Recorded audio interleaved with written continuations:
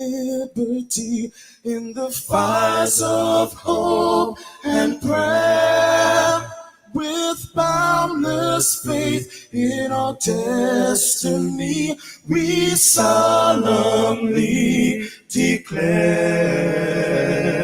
Side by side we stand, islands of the blue Caribbean Sea, this our native land. We pledge our lives to thee.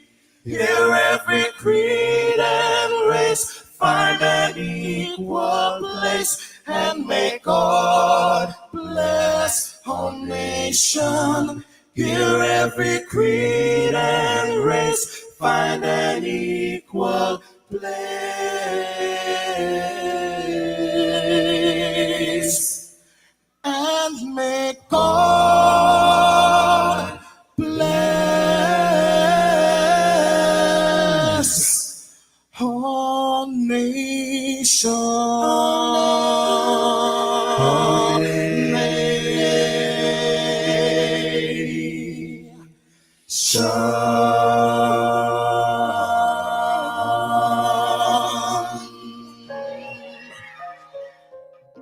Heavenly Father, we come before you at the start of this new day, giving thanks for life, for health, and the opportunity to serve through this station. We ask for your divine presence to guide us in all we do. Bless this broadcast, that it may be a source of inspiration, joy, and unity to all who tune in. Whether near or far, may our words uplift, our music heal, and our message bring light to those who need it most. We pray for our listeners, wherever they may be. Grant them strength for the day ahead, peace in their hearts, and success in all they put their hands to. Cover those traveling with your protection and those at home with your comfort and provision. Lord, may everything we do bring honor to you and be a blessing to others. Guide our steps, bless our efforts, and let this station be a vessel of positivity and hope. In your name we pray. Amen.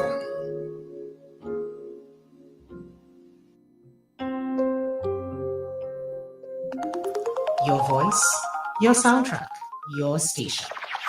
New Era TT Radio. Net Radio.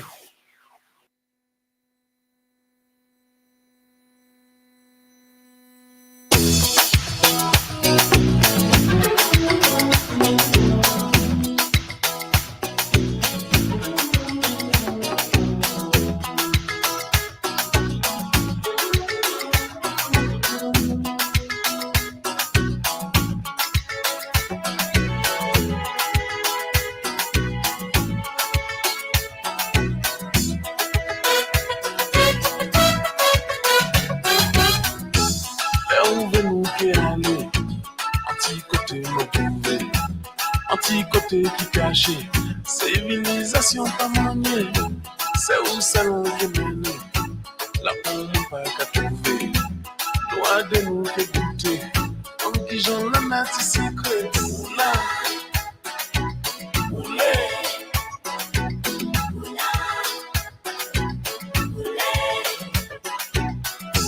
Là où va nous arriver, c'est la limite qu'à créer. Nous qui comprenons ma parole, et nous qui croyons qu'à rêver.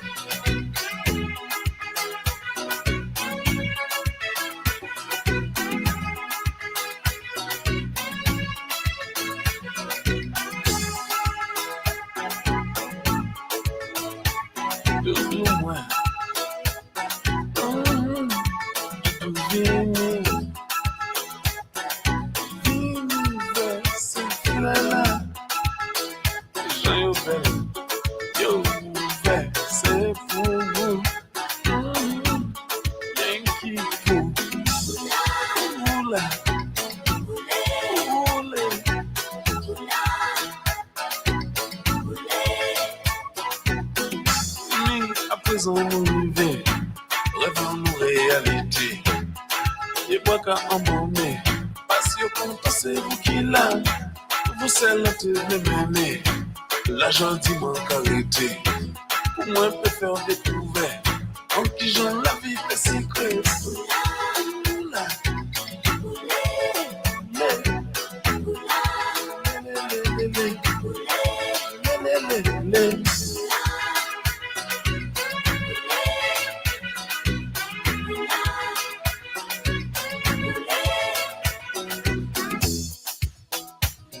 Wake up, rise up. It's the Net Radio Breakfast Show, bringing you the energy, music, and vibes to start your day right. Well, good morning, everybody. And of course, welcome, Ted. Good to have you here. It is New Era TT Radio, pride and the joy of Trinidad and Tobago, and of course, the Caribbean. And we're streaming, we're beaming. Yes, coming from TNT, the most southerly island in the Caribbean. And it's a real pleasure to be getting up with you this morning. So 8 minutes past the hour of 6 o'clock. Sir Charles, that's me. And of course, it's all good to have everybody, tuned in wherever you may be on this beautiful, beautiful day. Of course, it is your get up and go. This is what we call the breakfast show. Yeah, yeah, yeah, yeah, yeah, yeah, yeah. Yeah, yeah, yeah, yeah, yeah, yeah. Wake up, it's a brand new dawn. The breakfast show got the vibes turned on. From Maracas Bay to the Savannah line. Let's start the day in Caribbean prime. Good vibes rolling through the air. The breakfast show, energy everywhere. We talk, we laugh, we make you think. Grab your doubles or your morning drink.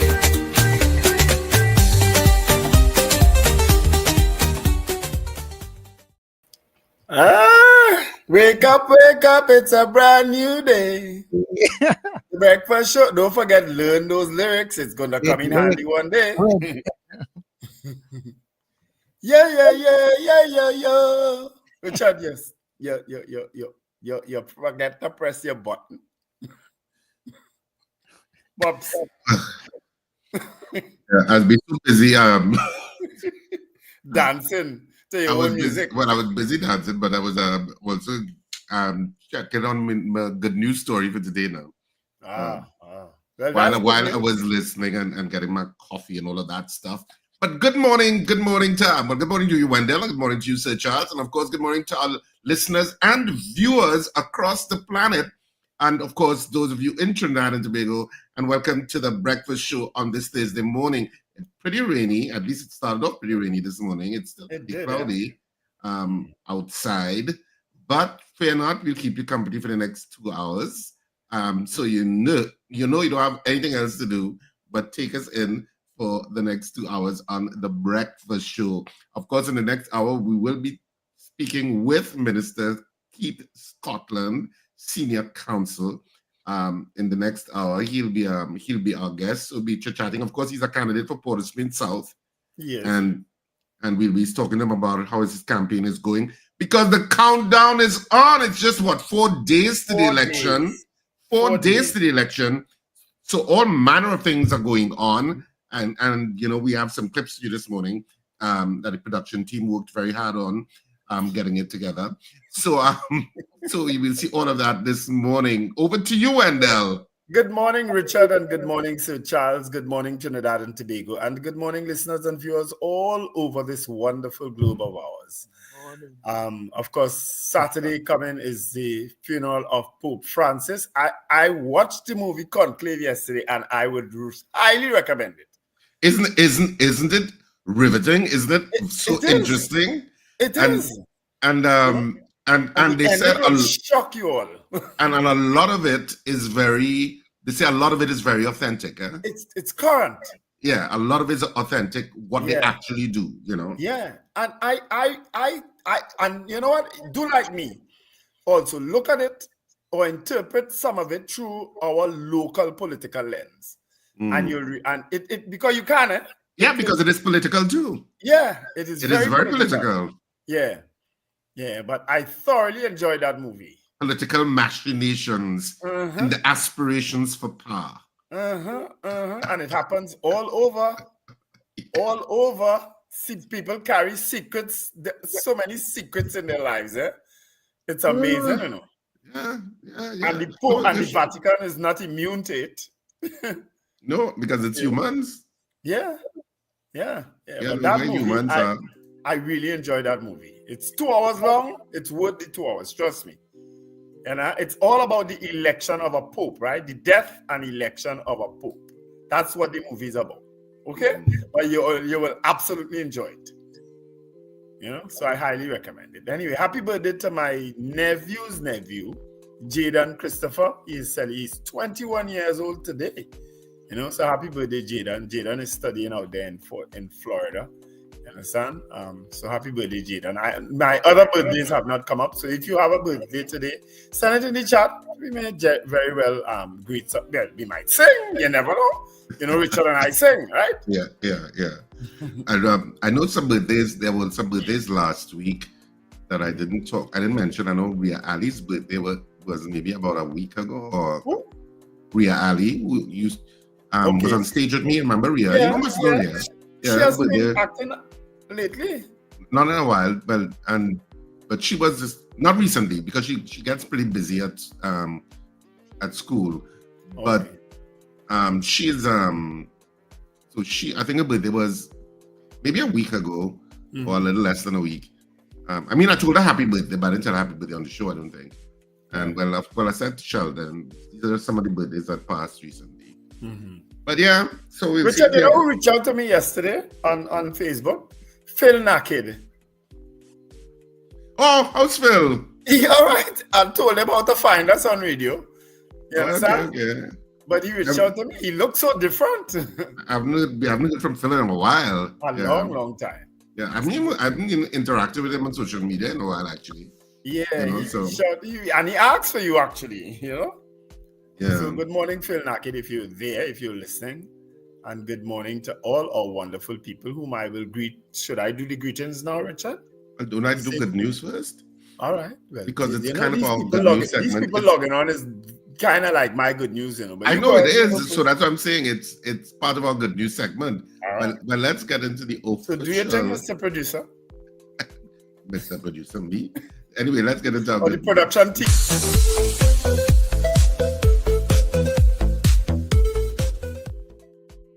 So you might be wondering what this picture is about. So I'll explain to you because I was surprised yesterday when I saw this on was it? I saw it on social media, and I think it's probably in the papers today. I'm not sure, but it's socially displaced people between the ages of 35 and 55 years in the borough of Arima will soon be able to seek shelter at the newly opened Carapo House Transitional Center located along the Arima Main Road.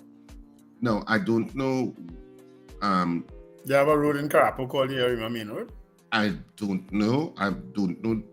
Something called the Arima Main Road. So I'm not sure.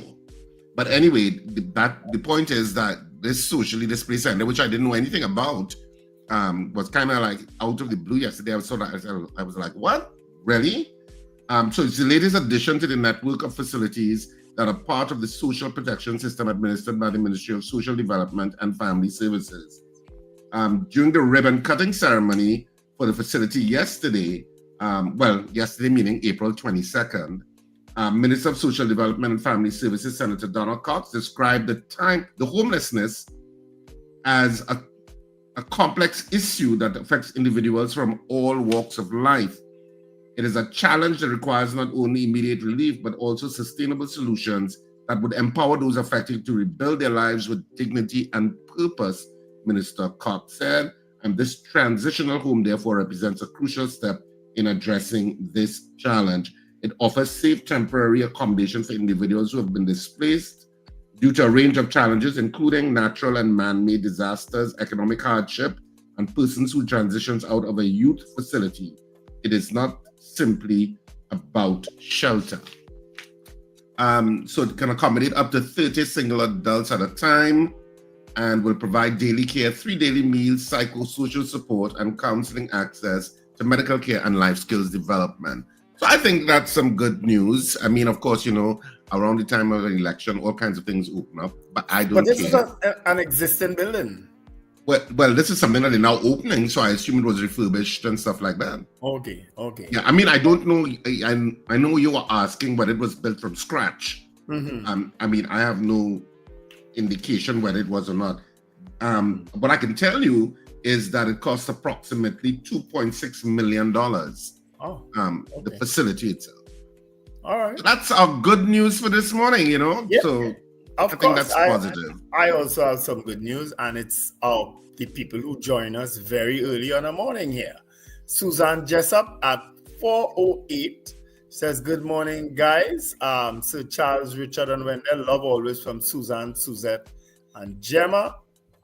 Why did I stick that one? Boy BDC says, "Good morning. It's raining in Debe."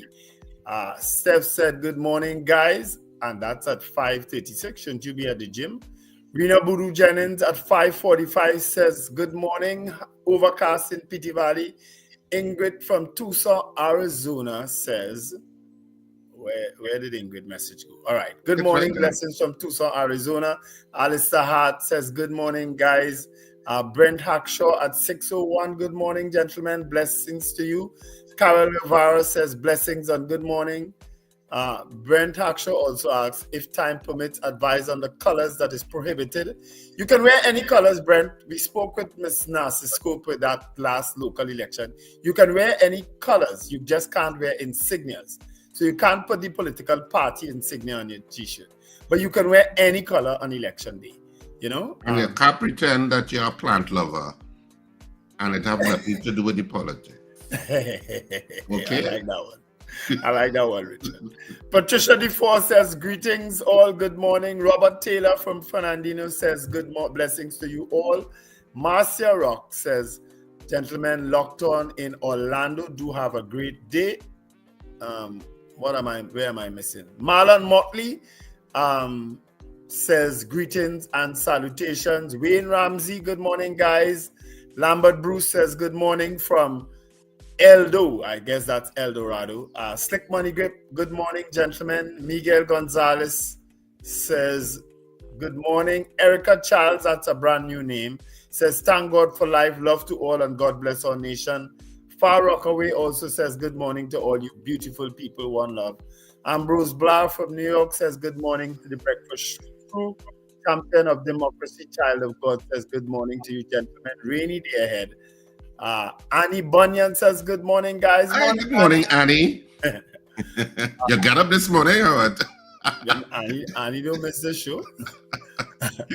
Wait. Sometimes she sleeps later.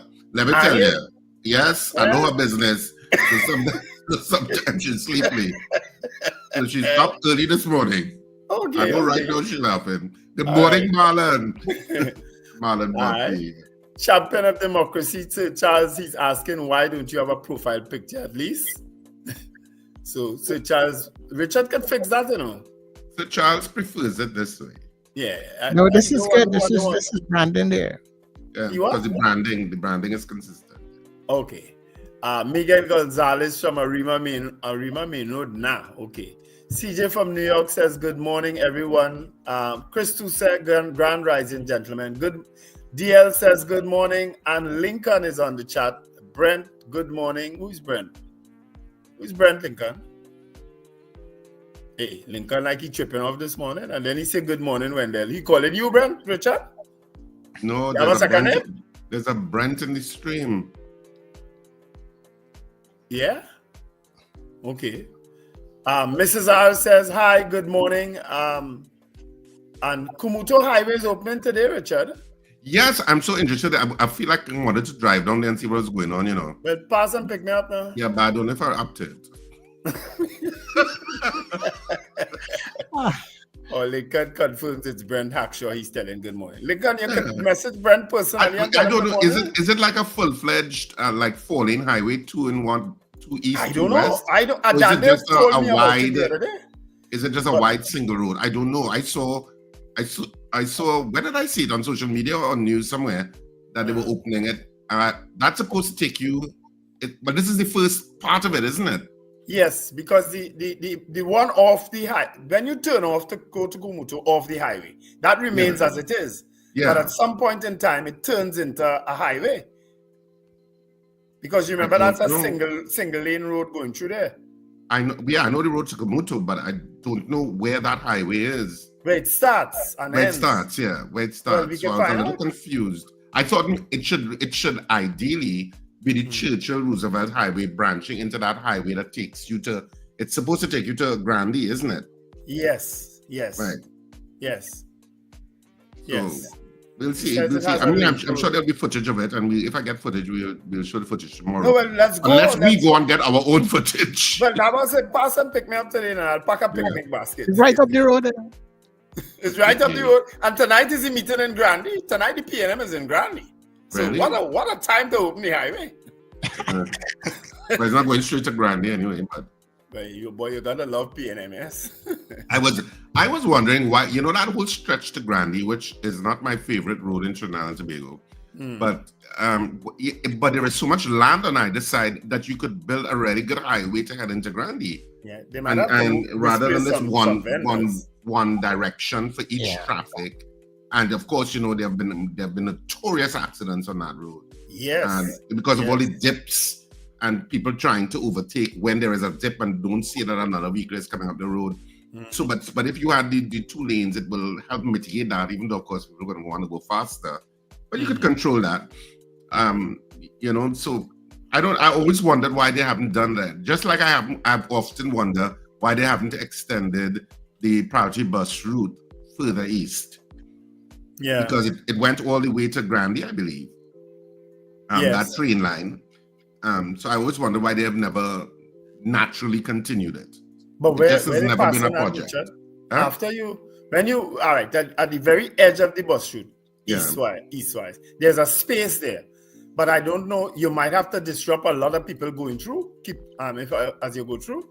Well, that train line takes you straight through, and eventually you will reach Pinto. Because Pinto has a train line settlement, but they left the road in the middle, basically. Okay. But that's what it is. It was a train line, and you should have that route straight to Grandy. At least I've always wondered why they never did it. But people better than me know, I guess. Some Miguel Gonzalez. But there's a WASA facility right at the edge there too, eh? Yeah, but if you cross at the end of the bus route, when you come to that road that takes, is that Subaru Street? Takes you? Yes, Subaru. Yes. Right. If you look across, you could see the train line continuing. Yeah? That's what I'm saying. I've seen that. I've seen that. But, you can see it. I know that space.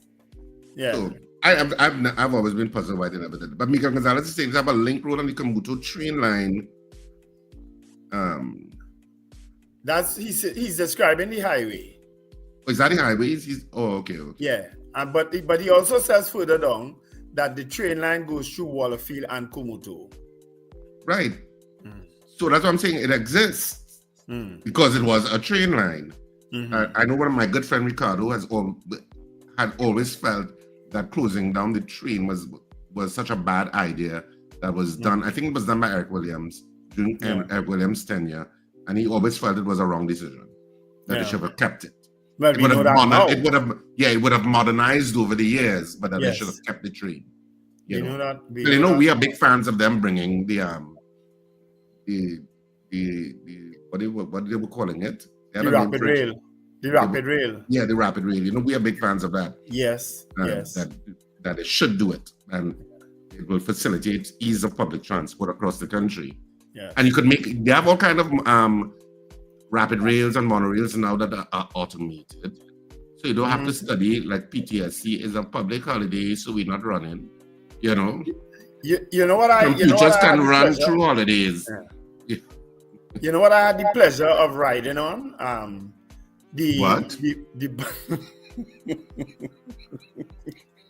So, Charles, you heard that? I'm carefully listening to you, but go ahead. And you know, when the words came up about, I said, "Oh Lord, I'm going to get a PAUL moment this morning." But I rode on the bullet train from Shanghai to, I can't remember, but it was 6 hours long, a 6 hour long ride. Yeah? So which means it was non-stop speed in China. Yeah. The bullet train. You understand? I can't thinking, remember what distance we cover, but we covered but everything in China big, eh? You know? But it don't be, in my theory, that part of the world big, real big. Mm-hmm. And imagine that the bullet train, now that thing traveling at that kind of speed, and it still take you 6 hours. Yeah, and it still took us 6 hours. So that alone should tell you the kind of distance that we went that day. Yeah, you understand? That's crazy. Yeah. How you felt when they came out with the speed and everything? Not normal. Because I mean, in China, I don't know. I mean, Chinese people drink tea non-stop. They drink tea. For everything, they drink tea. And they don't use ice in their drinks. If you ask for a drink, you'll get it without ice. They don't use ice.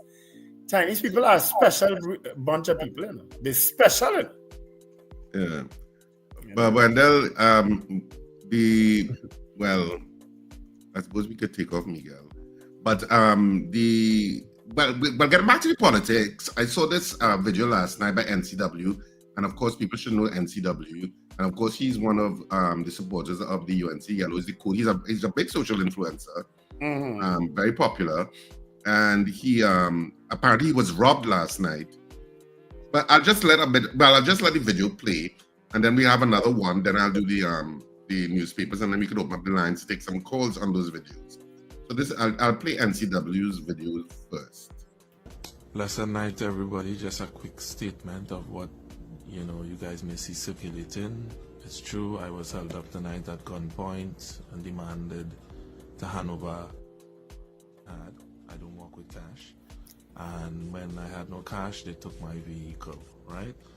I just want to say that I am not a special case. I know a lot of citizens go through this on a daily basis.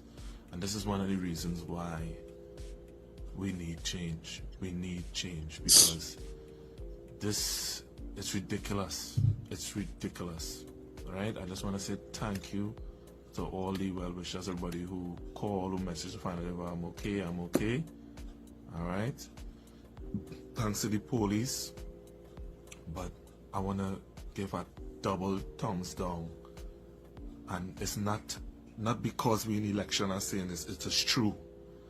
The irresponsible statements by the Prime Minister, Mr.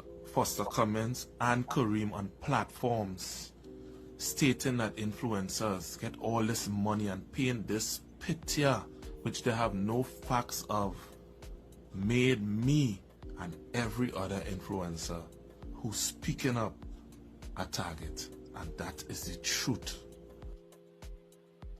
Right. So that's an edited version of it. It goes on for a while, but basically he wants to say that the statements that were made by the Prime Minister, or what's said on the platform that influencers were paid, have now made them targets.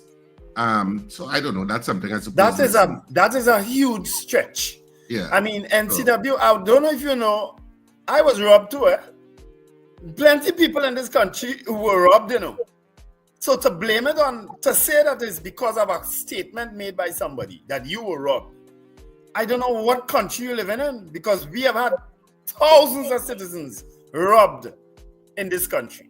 You understand? Of their hard-earned cash and hard-earned belongings, right? Yep. So to go I mean, we're really going to get a lot of madness this week, you know. Yeah. And that is madness. Well, that's 4 days, but he was robbed last night. They took his car. But he said the police were pretty good about. I would hope he has GPS on his car too. Well, you know.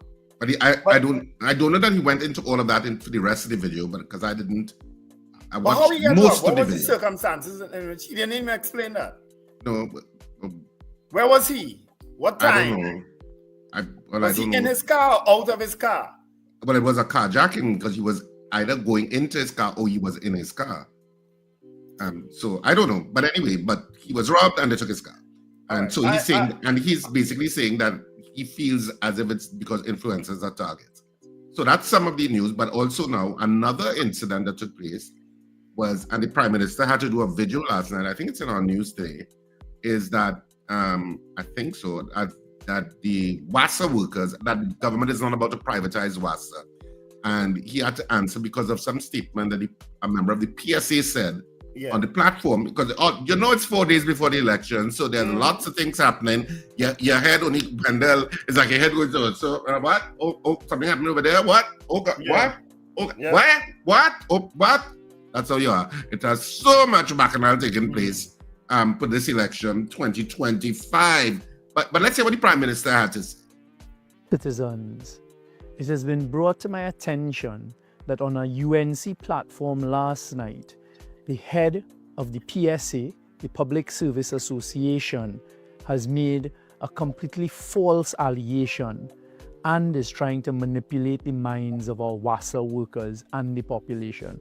I stand here today and categorically give you the assurance that the PNM and the government that I lead has absolutely no intention of privatizing WASA or laying off workers. At a particular point in time when consideration was being given as to the future and how to shape WASA, we did receive a report that talked about various options.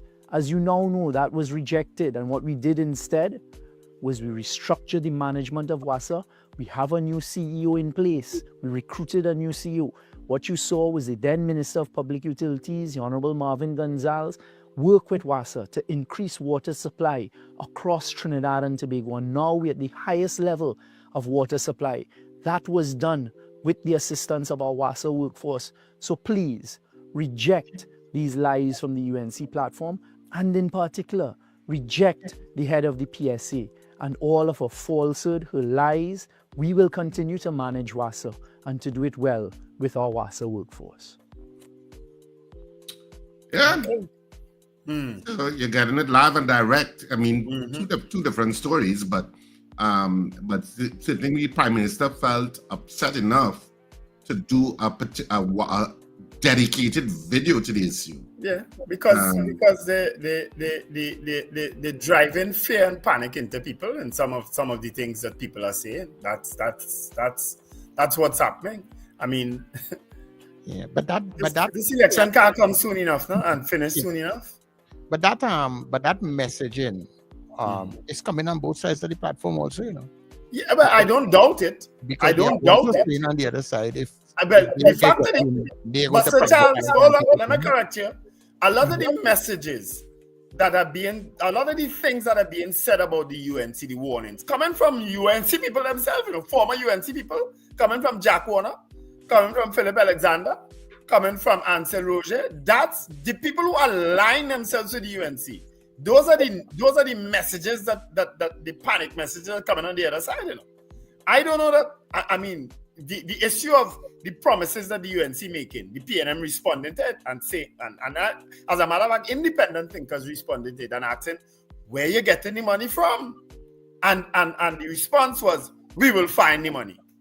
Just so you could just find money, you know. So I mean, I hear you that maybe on some platforms, but not on the national platform, on some platforms that there are inappropriate statements being made. I don't doubt that at all. That's the nature of politics sometimes. You understand? But the UNC public relations machinery is really, I mean, in terms of the advertising, is I mean, really good. It's relentless. Yeah, it's relentless, but it's also really good. Yeah. They have some really good ads. And the PNM is now ramping up, I find, because I find there's some really good ads from the PNM too. Clever and funny. Some of them are, have a bit of humor in it. But I came across this UNC ad on social media. I'm sorry I didn't download it. And well, I mean to play it on the platform is to give them a free ad. But it was a little child, I don't know if you saw it, Wendell, singing, "You are my sunshine." Yeah, I heard it. I didn't see it. I heard it. And it was a tear-jerking, and it was a pretty good ad. Yes, it was. It was. And I was it is a pretty good ad. And I was like, wow, the UNC realm coming out. Yeah. They have somebody. They have some thinkers. They have some really good thinkers advertising people behind them this time. Yeah. But as I said, the it's a PNM. Jamaican firm, eh? Yeah, is it? I Okay. think so. That's what I I read don't on know. social media, that it was a Jamaican firm. Okay, but as I said, the PNM has. Remember, I was critical of PNM initially. That I felt the advertising wasn't ubiquitous and clear enough. It was like a new chapter, but you didn't know what that meant. But it seemed like they've found their footing now, and they've started to. So let me tell you something, Richard. Yeah. If I was an independent person, right, listening to UNC, I would really buy into their ads and their stories, you know. But because I am not, and because UNC has a record, a track history, I don't know, the UNC has to do extra to convince people to put me back, because it's basically the same bunch of people from 2010 to 2015 going back in there, with some others. So I'm saying, if you knew nothing about 2010 to 2015, you would vote for the UNC. Yeah. You would go out there and vote for them based on their messaging. Yeah. But it's the same people. Yeah, a lot of it is the same. But anyway, you know what? We want to get to some calls before we go to the morning poll. And when they work on the morning poll, I suppose it could be related to what the Prime Minister said. But let me just go through the dailies this morning, the headlines on the 3 daily newspapers in Trinidad and Tobago this morning. I'll start with the Daily Express. And the headline of the Daily Express this morning, reject job loss lies. Young slams PSA chief over fake WASA retrenchment claims. Well, you just saw the video of what he said. And the other main picture is at a St. Joseph meeting, Public Service Association. Well, they have the president, Patricia Thomas, in a green t-shirt, sits in front row with St. Augustine rep candidate, Khadija Amin, and UNC leader Kamala Petar-Bissessa. So that's the main picture. And that's it basically for the front page. On the back page, poll card mischief. TT Post dismisses online video that says that poll cards are being thrown away and whatever. So that's a wraparound on the Express. And Foster's birthday gift retirement for Kamala. That's one of the stories too. Malini's family wants closure, awaits DNA result, because you remember a body was found, but it was still to be proven by DNA that it was her. And on the in sports, swimmers go beyond work to do in lower age groups, but swimmers go beyond, and we need to give a round of applause to our swimmers in the Carifta aquatic Carifta games. Is that what they would have called it, Wendell? Yes, Carifta games. The swimmers too, right? Yes, it's all part of Carifta games. Right, so the swimmers, were excellent. To our whole team, let's give them a round of applause. At the Carifta Games, thank you, Team Trinidad and Tobago. All of you, the athletes and the swimmers, a well-deserved round of applause from the breakfast show this morning.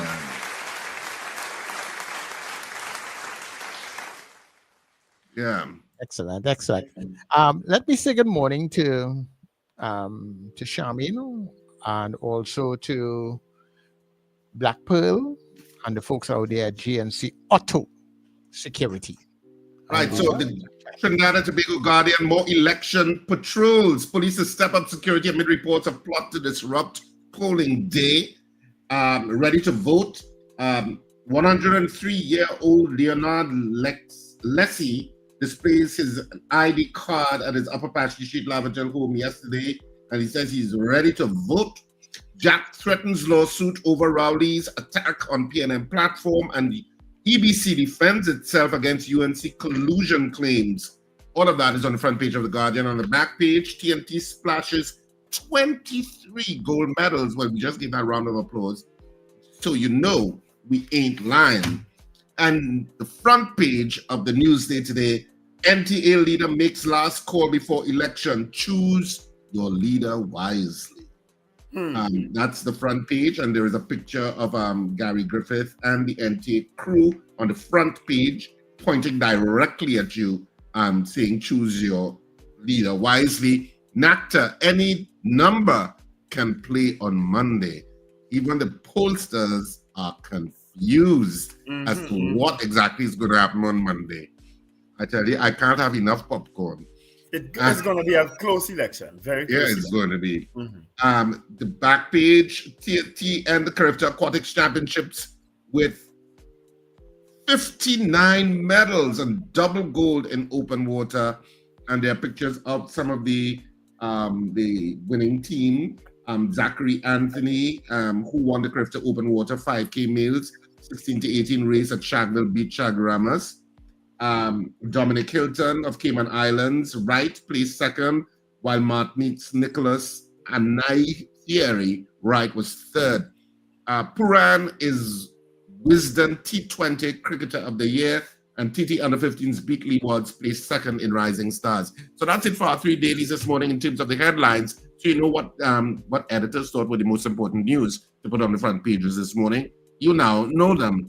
And so we can take some of our calls before we go to our morning poll, which Wendell is pondering upon. Well, it's easy, I can tell you, so you could start drafting it, because both parties have kind of signaled, in terms of, because even the UNC had signaled, and there's a clip for that about privatizing certain institutions, right? The UNC is on record as saying that, right? And now that people are saying the PNM is hinting that is indicating that that's the way they will go, even though the Prime Minister has debunked that. We are still going to ask that question this morning.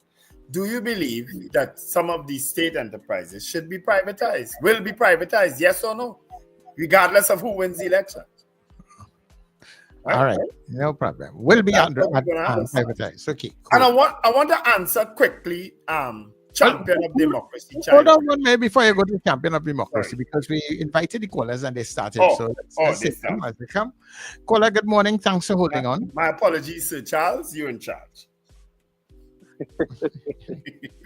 Good morning, gentlemen. Good morning. Good morning, Lincoln. I have made up my mind of where I'm voting, but at the same time, there are pros and cons on both sides. I'm still waiting. You're saying that there are cons in the UNC? Of course, there are cons and pros and cons on both sides. All right.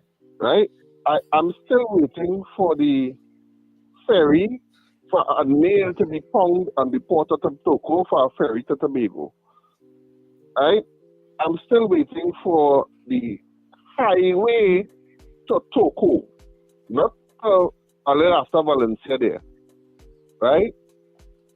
I'm still waiting for the Rice Road to be widened. I'm sure when Richard, you would remember that. And when they said it, all of us was like, but we're not writing. I remember that, Lincoln, because you could only take away the middle island. It was ridiculous when he first started to even mention, but I'm still waiting for the road to be widened. And so many other things that were promises that never materialized. On the other hand, when a whole aspiring politician could say that Trinidadians have no desire to go to Nigeria, to go to that, is it Nigeria? Where is it? It's Nigeria, yes. Nigeria. I have concerns about you being in power. It means you would not negotiate for that kind of opportunity, right? And with that kind of opportunity now, it's not just Trinidadians going to Nigeria. It's everybody in the diaspora of the Caribbean would now have to use Trinidad, would now have the opportunity to use Trinidad as a hub who aspires to go to Nigeria, because everywhere, St. Lucia, Grenada, Barbados, St. Vincent, all of these countries have to go via the US and other ways to get to Nigeria. Now, Trinidad will be that hub, which means we'll be importing tourism. People would stay 2 days here before they come up over to Nigeria, and vice versa. And that kind of opportunity that presented itself here, if it materializes, means a lot of foreign exchange to Trinidad, a lot of tourism to Trinidad, and you could watch that opportunity and say, that is a bad idea. I don't want you anywhere close to the persons of Trinidad and Tobago. Right? So I will leave it there for now. I'm taking up enough time. All right. No problem. Thanks very much again. Well, thanks for being self-aware. And You have of an course, extra? we're still taking your calls. And maybe I should let it scroll at the bottom.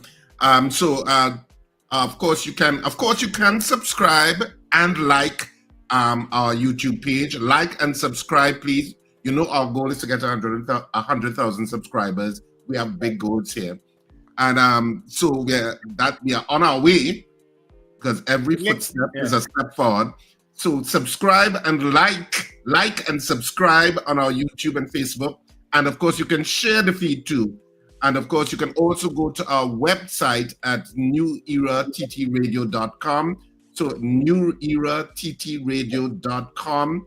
One word, newerattradio.com. And you can look at the website and see what's going on. You can also listen to the stream from the website too. Mm-hmm. You can also listen to us on TuneIn and on smart devices. I'm still trying to figure out how to tell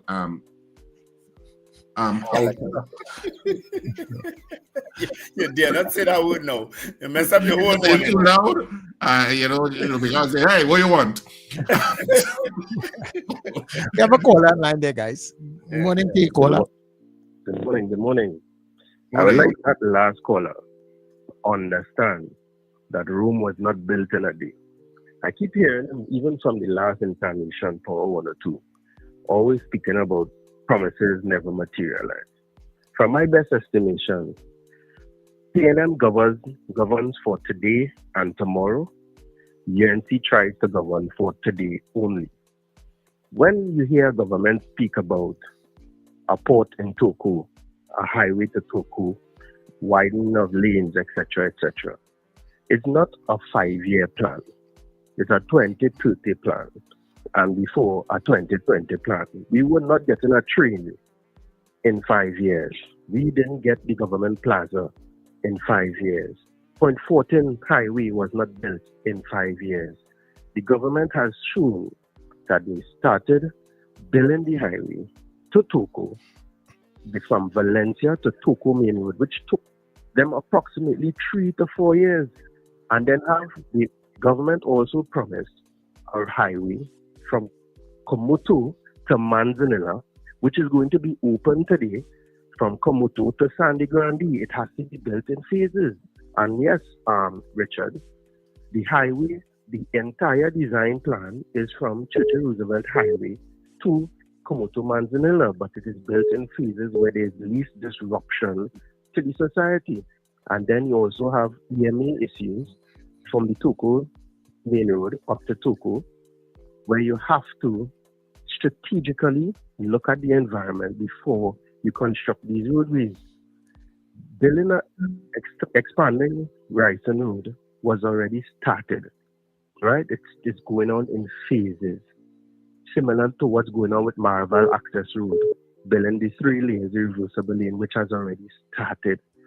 PNM does not govern for today. They are governing for today and for our future children. That is how I believe they govern and how I've been noticing how they govern. So I want to dispel this notion of promises never materialize when there's evidence that they have started. But don't you think our governments have an implementation program? Because that highway to Point 14 took longer than it should have, because there were always delays with contractual issues, implementation issues. That was a nightmare from the beginning. That was a nightmare. That started under the UNC, you remember? But even when we spoke to Dr. Rowley, in the tea room, he acknowledged that there were implementation problems and execution problems in terms of governance. So it's one thing to have plans, but the when you indicate those plans to the public, to the members, to the citizenry, you give timelines for those plans. And sometimes they say it's coming in this 5-year period. and a lot of that becomes unrealized, and there are no updates at all concerning certain things. Like that Toco Port, for example, we had to ask for an update. I think at time we were speaking to Rohan Sinha, and we asked about it because we had no clue where it was, at what stage it was. So there is also incumbent upon the government to keep us updated if it is that you are serious about a lot of these projects. But I can respond to that, Richard, because you remember COVID came and interrupted a lot of things. A lot of people forget about those 3 to 4 years. And this problem we have predates COVID. Yeah, this don't use the COVID badge as if the COVID badge is some sort of justifying. I am not justifying. This was happening before COVID. That we have an implementation problem, but we also had an economic problem too. A lot of people forgetting that. And that's why I wanted to respond to a message earlier on, that when the UNC were in power between 2010 and 2015, they had a very high oil price. It only went down at the very end of their term. They promised ham, lamb, and jam when they would get, they're going to get kicked out of power, and hamstrung the incoming government to do that. The incoming government now, oil price went down to $25 a day at one point in time. A lot of people forgetting that. And after when they were on the road to recovery, bam, 2019 come, COVID. You understand? For 3 years, the government had to prioritize what they would have done with money. So a lot of what they would have said in coming into power in 2015 couldn't be realized. Let's face it. And then be transparent about it, Wendell. But I know that. I heard Dr. Rowley say that. Indicate that the Toco Port can't be done at this point because we are in the middle of they like they like to the word austerity. So we are in austere times. So therefore, you can't keep us updated. But a lot of times they say it and it goes into this. I agree. Let's take people need to keep themselves updated and stop coming here and spreading propaganda. Stop coming on the chat and spreading Let's take a couple calls and then we'll get into the poll because I ain't taking no propaganda from nobody. Hello, good morning. So I called to respond to that caller. Very quickly. Right? So it's so frustrating. That means that the 1,500 that took 20 years to build, we must now clap and cheer and be grateful that our government take 15 years, because 5 of which was the UNC. Our government take 15 years to complete one of the 2 buildings that they initiated. It takes 15 years to finish one. Lincoln, you're being disingenuous. You know why? There are a lot of projects, and Richard himself says this, and I agree with it. A lot of projects, when governments change, the new government, they say, I ain't touching that. That is all your project. That's what happens in this place. I understand that, and I said that. I said if the UNC got 5 years out of the thing, but PNM has been back in office for the last 10 years. But I just explained the 10-year process. I just explained, Lincoln, didn't I just explain the economic problems that the PNM government had, the incoming PNM government had?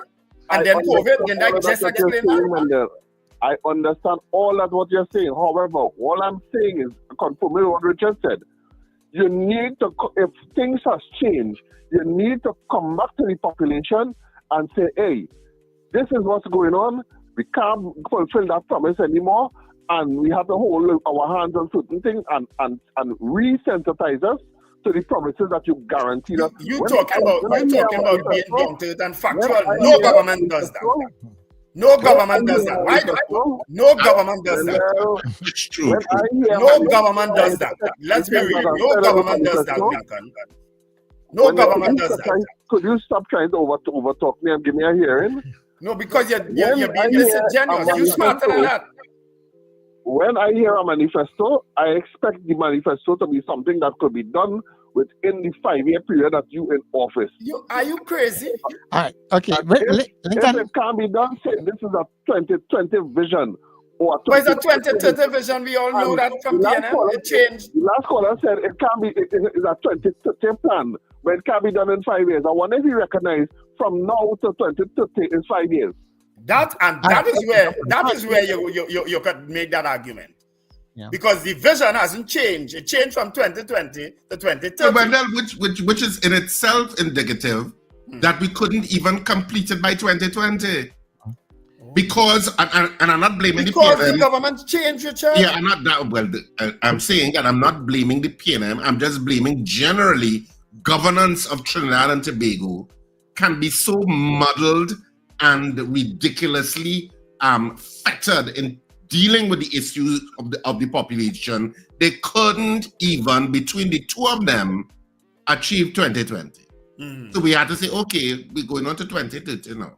Well, we talk about that then when it happened. So I'm not going to rehash it, but that is indicative. Right. So I think we had to get to the morning poll and stuff. So let's do our poll. So it's fire this morning, Sir Charles. It's fire this morning. Yeah. Fire. So our poll this morning: do you believe that key state enterprises will be privatized no matter which party wins? Does that fulfill your poll, Wendell? Do you believe that this key state? Right. Yes, that's it. So do you believe that key state enterprises will be privatized no matter which party wins? That's our poll this morning. What do you think? Of course, we're going to keep up 5 minutes after the news and the music after the news for you to continue to vote, because we're close to the 7 o'clock news at this point. But you can start voting all now. That's our poll this morning. We got a little carried away with the conversations. Fire. Richard, I have some news for you, some good news for you. This is from Jason Elcock. He said to spell out NEWERATT radio when talking to Alexa to get the stream on a smart device. He says spell it out. Don't say it. Oh, okay. Well, that's good news. Yeah. Because I didn't know how to do it. I was trying to figure out how to get it to understand the radio station name. Because it is on TuneIn. You can get us on TuneIn, which means it's open up to a lot of radio platforms. But that's good to know. Yeah. So spell it out. Oh, okay. Yeah. Thank you, Jason. So do you believe that key state enterprises will be privatized no matter which party wins? That's our poll this morning. What do you think? So 2811315, you can WhatsApp us there. Of course, you can send your votes on the comment section on Facebook and on YouTube. And of course, you can also vote via WhatsApp at 2811315. Can you give me some of the votes, Wendell, rather than bring it up on the screen? I can. And some people change your name. I recognize you all. You're changing your name, Just Cool and Bremer Hall. We know your style, you know. I am a very good observer. Trust me. You know the style of the writing. Yeah, I know the style. You're changing your name this morning. Get to the vote. Vote. He says yes. Champion of Democracy says yes. Well, champion of democracy, you have to choose one. You can't say yes for PNM and no for UNC. Susan Jessup, so cancel that vote, right? So it's Boy Bidesi, yes. Susan Jessup, yes. Miguel Gonzalez, yes.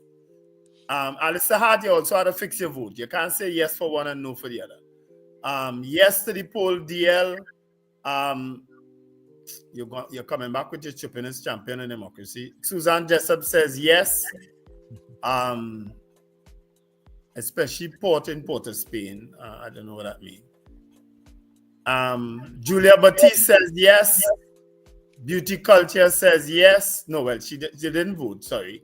And Slick Money Grip says yes. Okay, so Black Pearl says no. Pauline says no.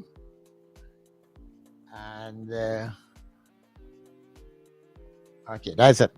As far as the WhatsApp is for now. I have 3 more on YouTube. Brent Hackshaw says yes. Beauty Culture says no. And Alistair Hart says no. You need to take off the comments, else you can't see the poll. Yeah, sorry. Yeah, so do you believe...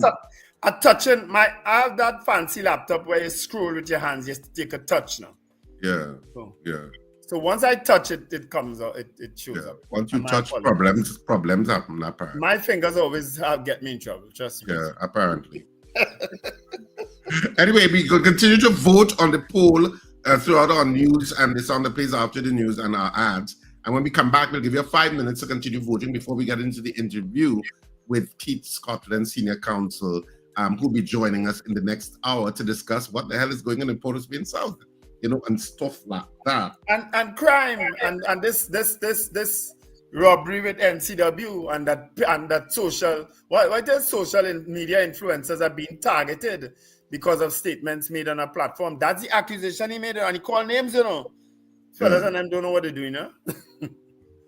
All right, so 7 o'clock news will be next.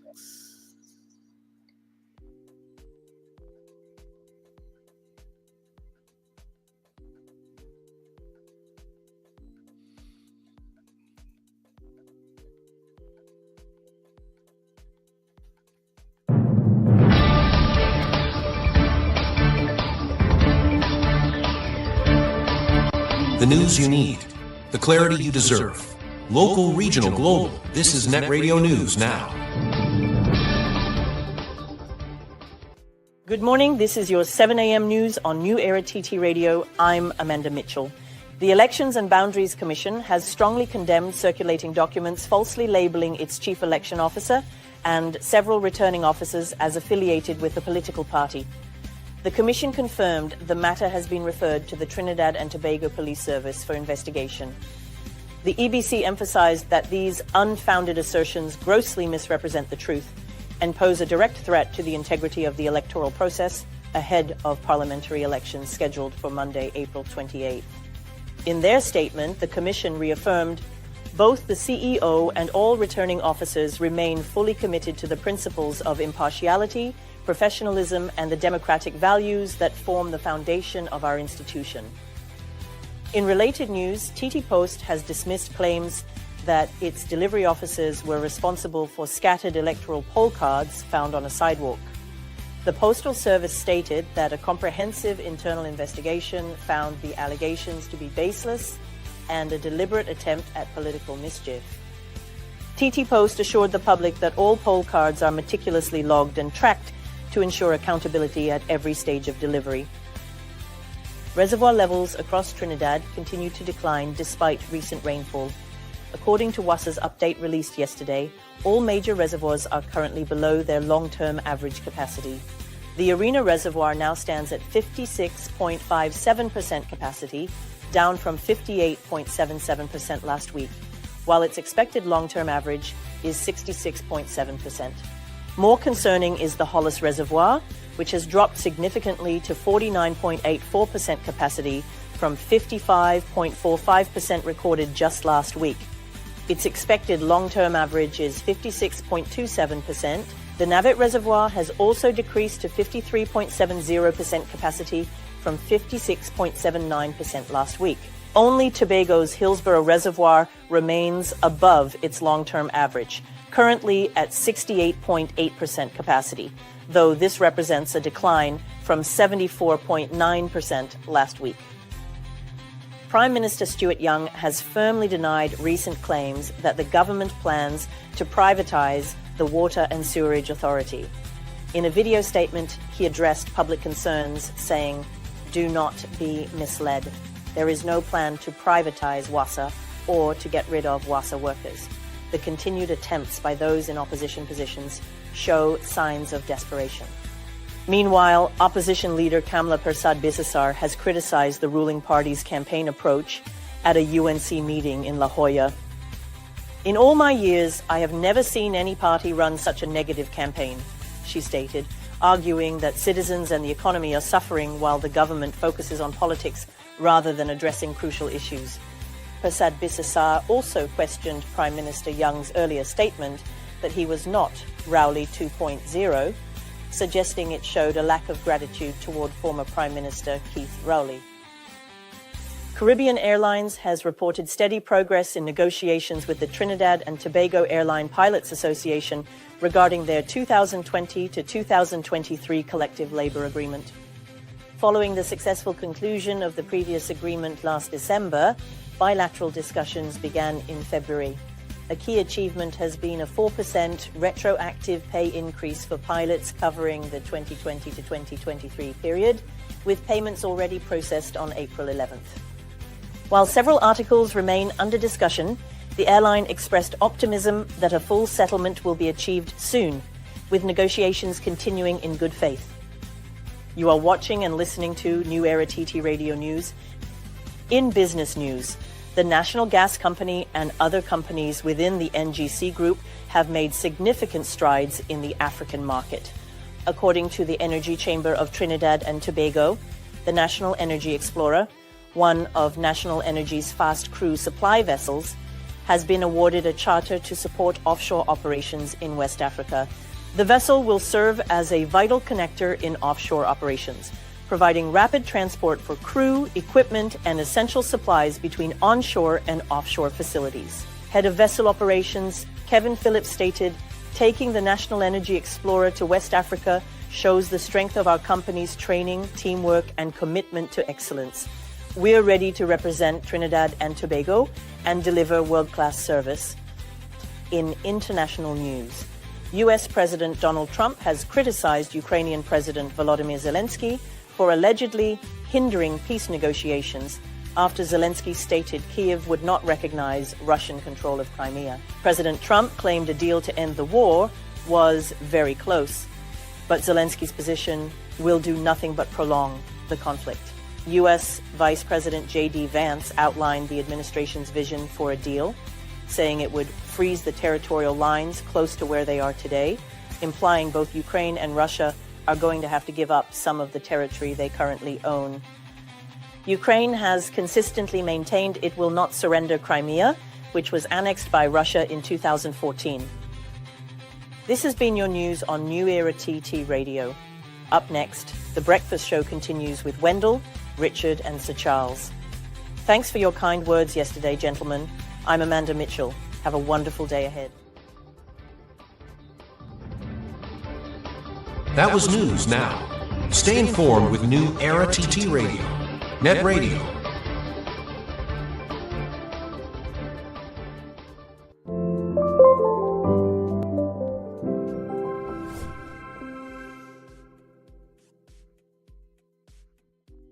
Free, inclusive Learn to Swim classes for all children. A responsible government touching all aspects of life. We vote in PNM on election day. First-time homeowners, there's a $20,000 grant for you from the PNM manifesto. You don't know. If you inherit property valued up to $4 million, we're removing the stamp duty on that. Wow! PNM coming. Added to that, school uniform prices going down by 12.5%. All the VAT removed. Single parents and HDC communities and public servants coming soon. We're introducing childcare and daycare services just for you. And yes, Inspector, a community center is a center for the community. That's why we refurbished 25 existing centers and constructed 26 brand new community centers across this country in the last 10 years. So vote for the PNM because that is a vote for the people. We vote in PNM on election day. Of course we paid for this political announcement. You think we get it for free? That was a paid political announcement. Men, women tired of the invasive, painful old methods of testing prostate and breasts? The Institute of Health and Fitness Clinic and Wellness Center offers comprehensive and non-invasive diagnostic testing, which indicates the nature and extent of diseases and tests your nutritional levels. Our quick testing can identify early signs of problems by evaluating many of the bodily functions, such as male and female sexual function, gastrointestinal function, liver function, kidney function, thyroid function, heart and brain function, and also cancer testing. Results are comparable with other medical lab tests without the use of needles or embarrassing specimen cups and is pain-free. We also offer all natural treatments. Visit us now at number 79 St. Vincent Street, Tunapuna, or call 492-7397 or 289-6363. Wake up with the Net Radio Breakfast Show. Rise and shine with Wendell Stevens and Richard Raghubarsi, weekdays from 6 o'clock to 9 a.m.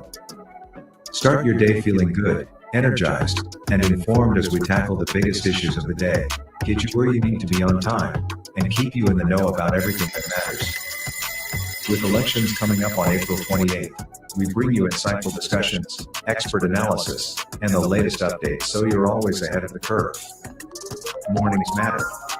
Your voice matters. And it all starts right here on New Era TT Radio, Net Radio. The Net Radio Breakfast Show, weekdays 6 to 9 a.m. Wake up informed and stay ahead.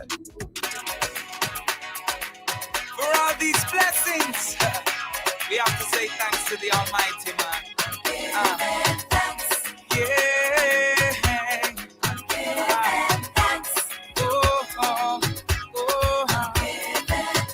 We are giving thanks. Come on. Come on now, do it with me. For the festival, for the carnival, for the chance to see such love and harmony. You can't refuse it now, can't resist it now. I'm not afraid to reveal exactly how we feel for celebration in the nation. Thanks for all this love, the blessing from above. Can't refuse it now, can't resist it now. Not afraid to show. Put your hand up so and put your hands where my eyes can see and give thanks for the festival. Put your hands where my eyes can see and give thanks for the carnival.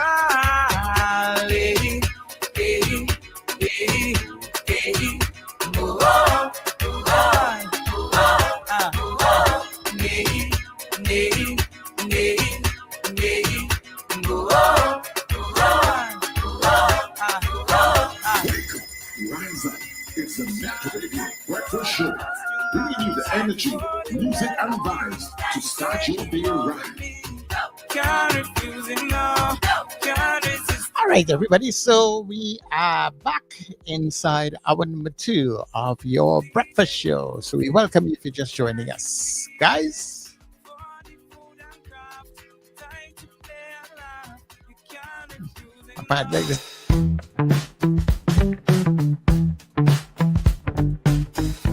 S&H Rumbox, 137 Western Main Road, St. James, for all your retail and wholesale needs for alcohol and non-alcoholic beverages. Call us at 686-0599 or visit us at 137 Western Main Road, St. James. S&H Rumbox, drinking out of the box.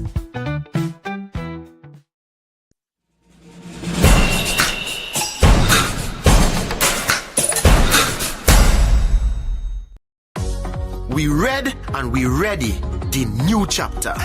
The People's National Movement, where there's always good news. I pledge to you as the Prime Minister of Trinidad and Tobago, we are not touching the senior citizens' pensions, all public service pensions, all retired public servants who receive a public service pension will now receive that tax-free. No need for tension. Everybody getting the pension. The PNM not touching your pension. We're not taking your pension down. We're not shifting the goalpost. Your pension is safe with the PNM. We responsible, very responsible. We read and we ready. Vote PNM. Country before party. PNM. We working together. We building together. And we'll make it better. We paid for this political ad because we care about our seniors.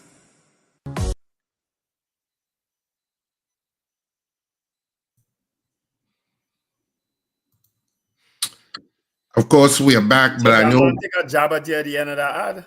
Yeah, I know. Before we get into our interview with Keith Scotland, I know he's already backstage. We have our weather update. Good morning, Trinidad and Tobago. Here's your weather outlook for Thursday, April 24th, 2025. Keep those umbrellas handy today as we're expecting partly cloudy to cloudy conditions with scattered showers across most areas.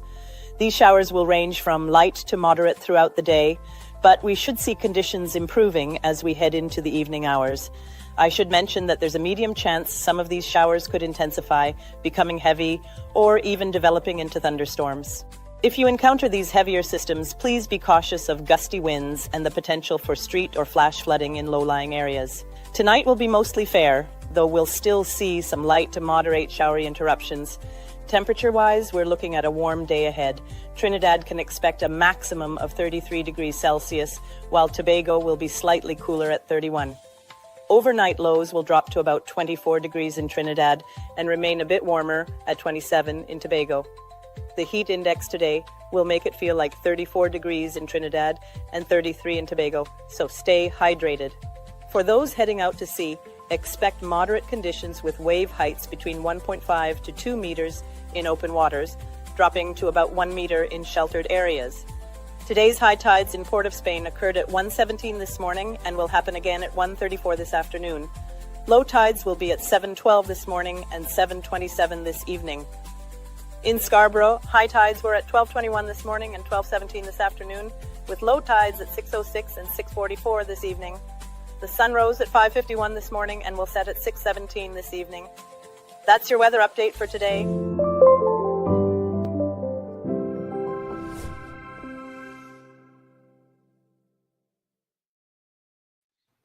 Yeah, so we are back for the second hour of the breakfast show after a heated first hour of sorts. And a special good morning to Amanda. I heard her greeting us a little while ago. Good morning, Amanda. How are you? Yeah, I know we have like a couple minutes before we hit 7:20 when we will then move over to Keith Scotland Senior Council. I don't know if we have any more votes. Yes, we do. Yes, we do. Yes, we do. I think I ended at Slick Money Grip. So Brent Hackshaw says yes. Beauty Culture says no. Alistair Hart says no. Finbar Collins says yes. Bremer Hall says don't try that, Wendell. I'm a new person. I highly doubt. Far Rockaway, okay, he's just being big guy now. You're going back to big guy. Behave yourself. Miguel Gonzalez says, "Oh, you sure it's okay?" Yes, Miguel, Amanda is very real. Okay. I have to see her by the dial by double star to change my mind. Johnson Noel says, some persons believe we are still in the land of milk and honey. Yeah, sure right, Johnson. Keith Clark says, good morning, no vote. Johnson Noel votes no. Ricardo Samuel says that spell, what do you mean? That spell out not working? Oh, the spell out not working. So Jason, Ricardo apparently, Ricardo, you sure spelling correct? A big playwright like you sure spelling correct? And Miguel Gonzalez say Amanda sounds like she's from Westmoreland. I don't know what that means. Amanda is very Trinidadian, all right in her remarks. Wait. People from Westmoreland can't say news? Is that what he's saying? Anyway, let me just give you more. You have any votes? Yeah, I have two yeses here from Pauline and Sexy Reds. Yes. All right. Okay, great. So we had 19 people voting on the poll this morning. We really gave you a kind of short time because we were busy yapping and in terms of the conversations back and forth in the first hour. So we had 19 people voting on the poll this morning. 12 of you said yes, and 7 of you said no. So that's it for our poll this morning. Of course, at this point, we can bring in Keith Scotland Senior Council into the conversation 4 days to the election. Morning, and Senior, and welcome to the breakfast show. Good morning, gentlemen. I thought that Mr. Stevens would have said a special good morning to me, but it's okay. I will defer. I'm going to do that now, Senior Counsel. I will defer to Amanda on every occasion.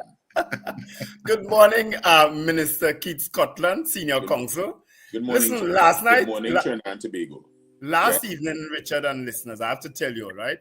There was a huge meeting at Bones Road Corner in St. James. Right? It was humongous. It is in the constituency of Port of Spain South. So all of a sudden, I hear this ruckus and tassa drumming and thing and banners and flags and rhythm section. I say, well, the Prime Minister coming? Wow. Is MP Keith Scotland coming through us? It was the people. Charity begins at home.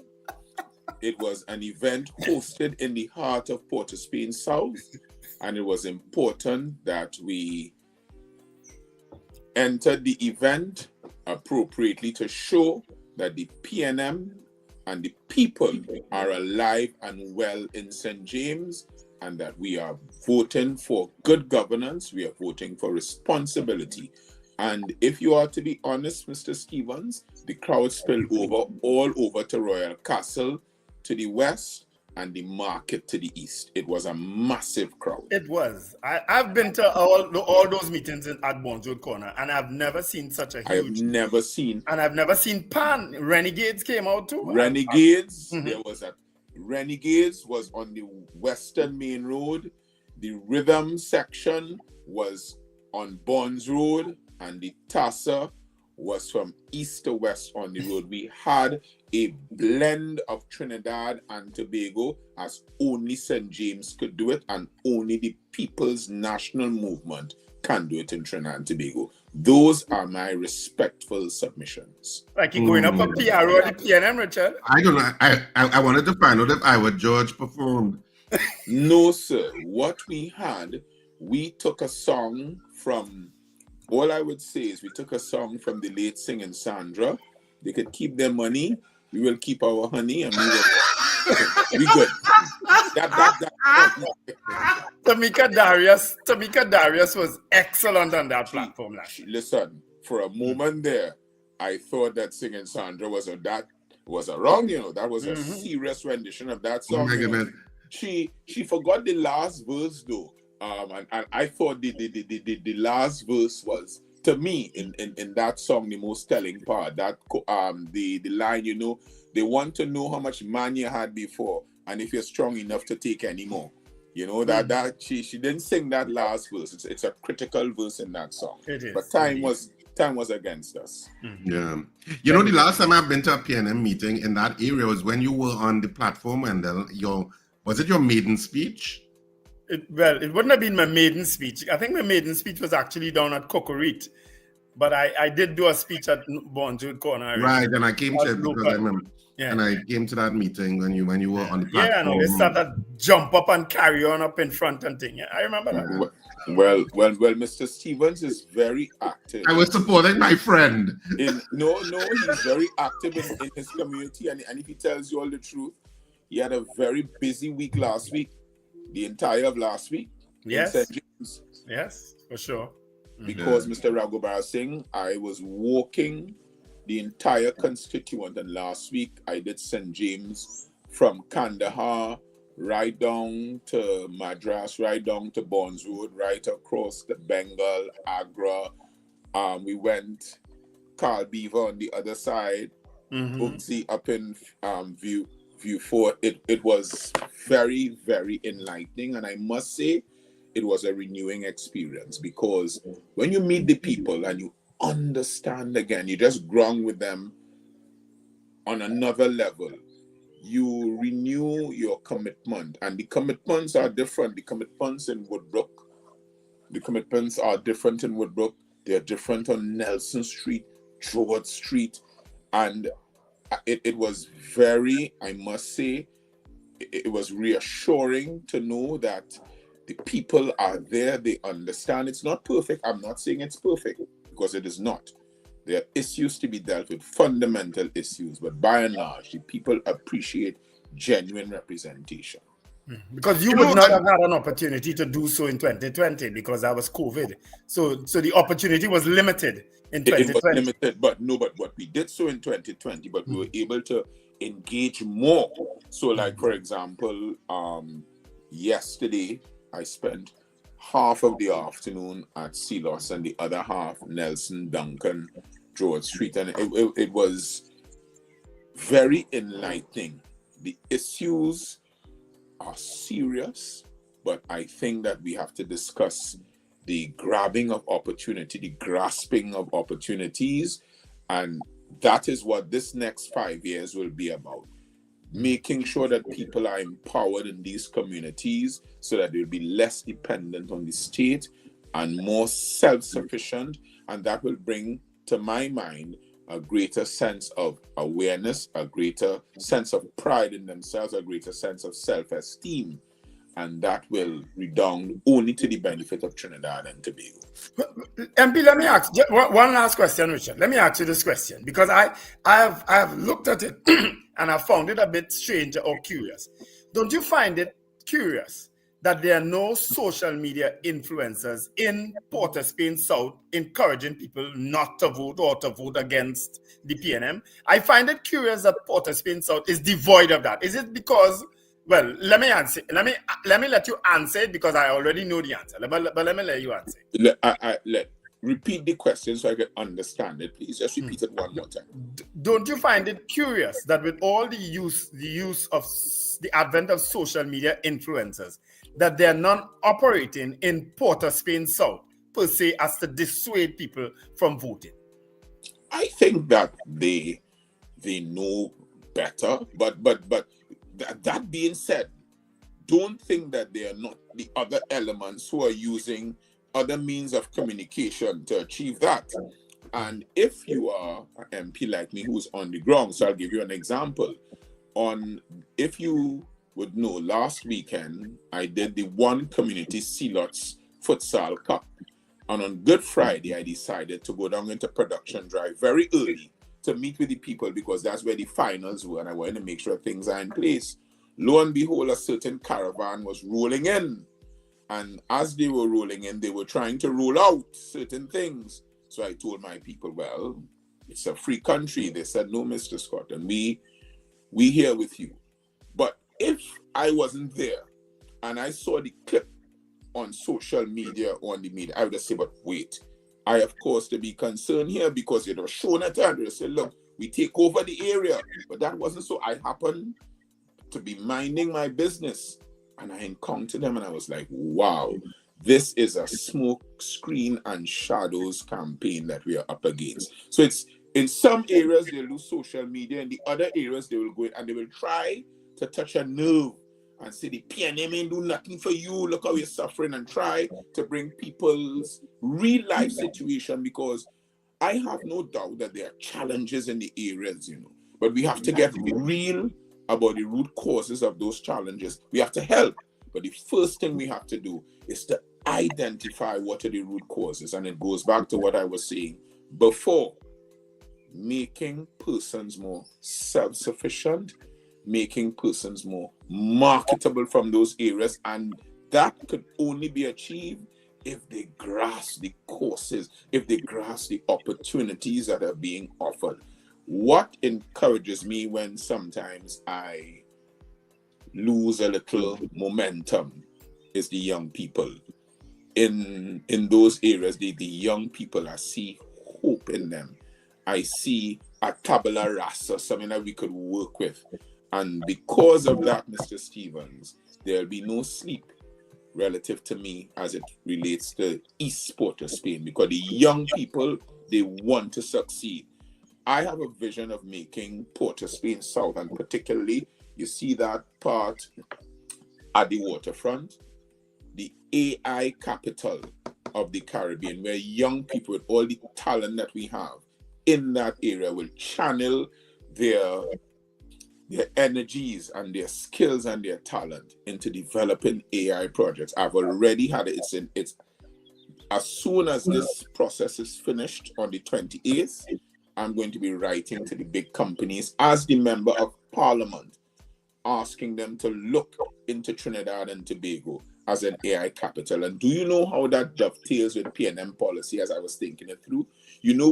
When you enter the country with electronic cell phones, the government has had policy in place where there's a reduction of duties on some items. That will do well when I do my first correspondence to these large agencies to ask them to come into Trinidad and Tobago, particularly Port of Spain, and make us the AI capital of the Caribbean. That's a plan. So, Mr. Scotland, I wanted to get back. We spoke to a political analyst yesterday, and we also spoke to Jack Warner, and they both agreed that this was the most tense election they have yet experienced. Do you agree with that? It's not tense for me. It's not tense at all.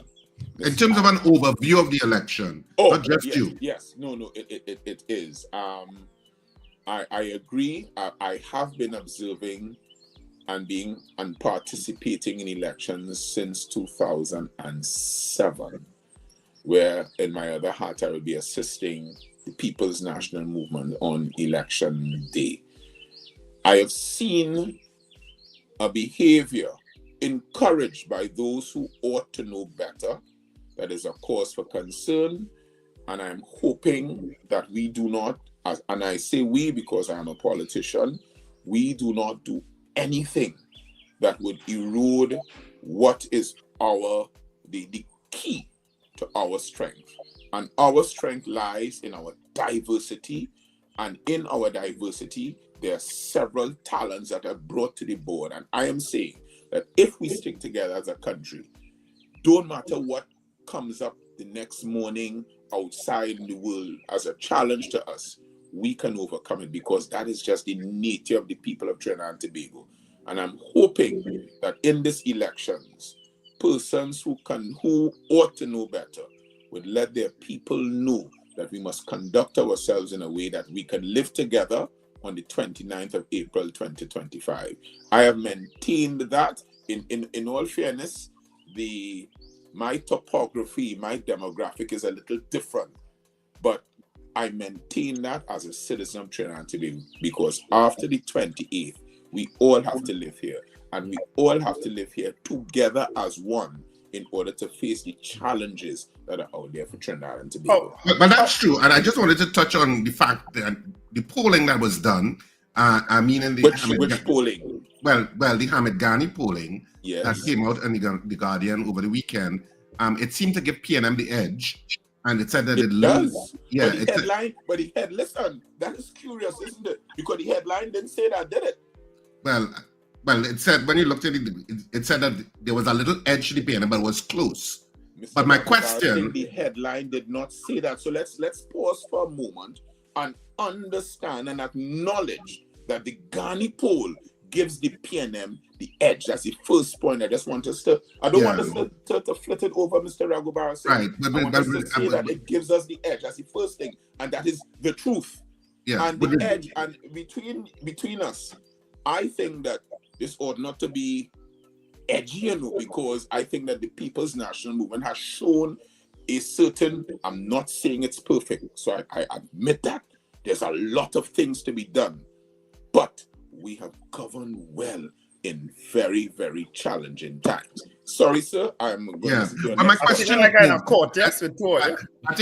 my question really is, are you surprised because the NACTA polling or the NACTA representative said it's difficult to call because it's so close? So are you surprised at how close it is? Surprised. I'm not surprised, because in politics, anything can happen. I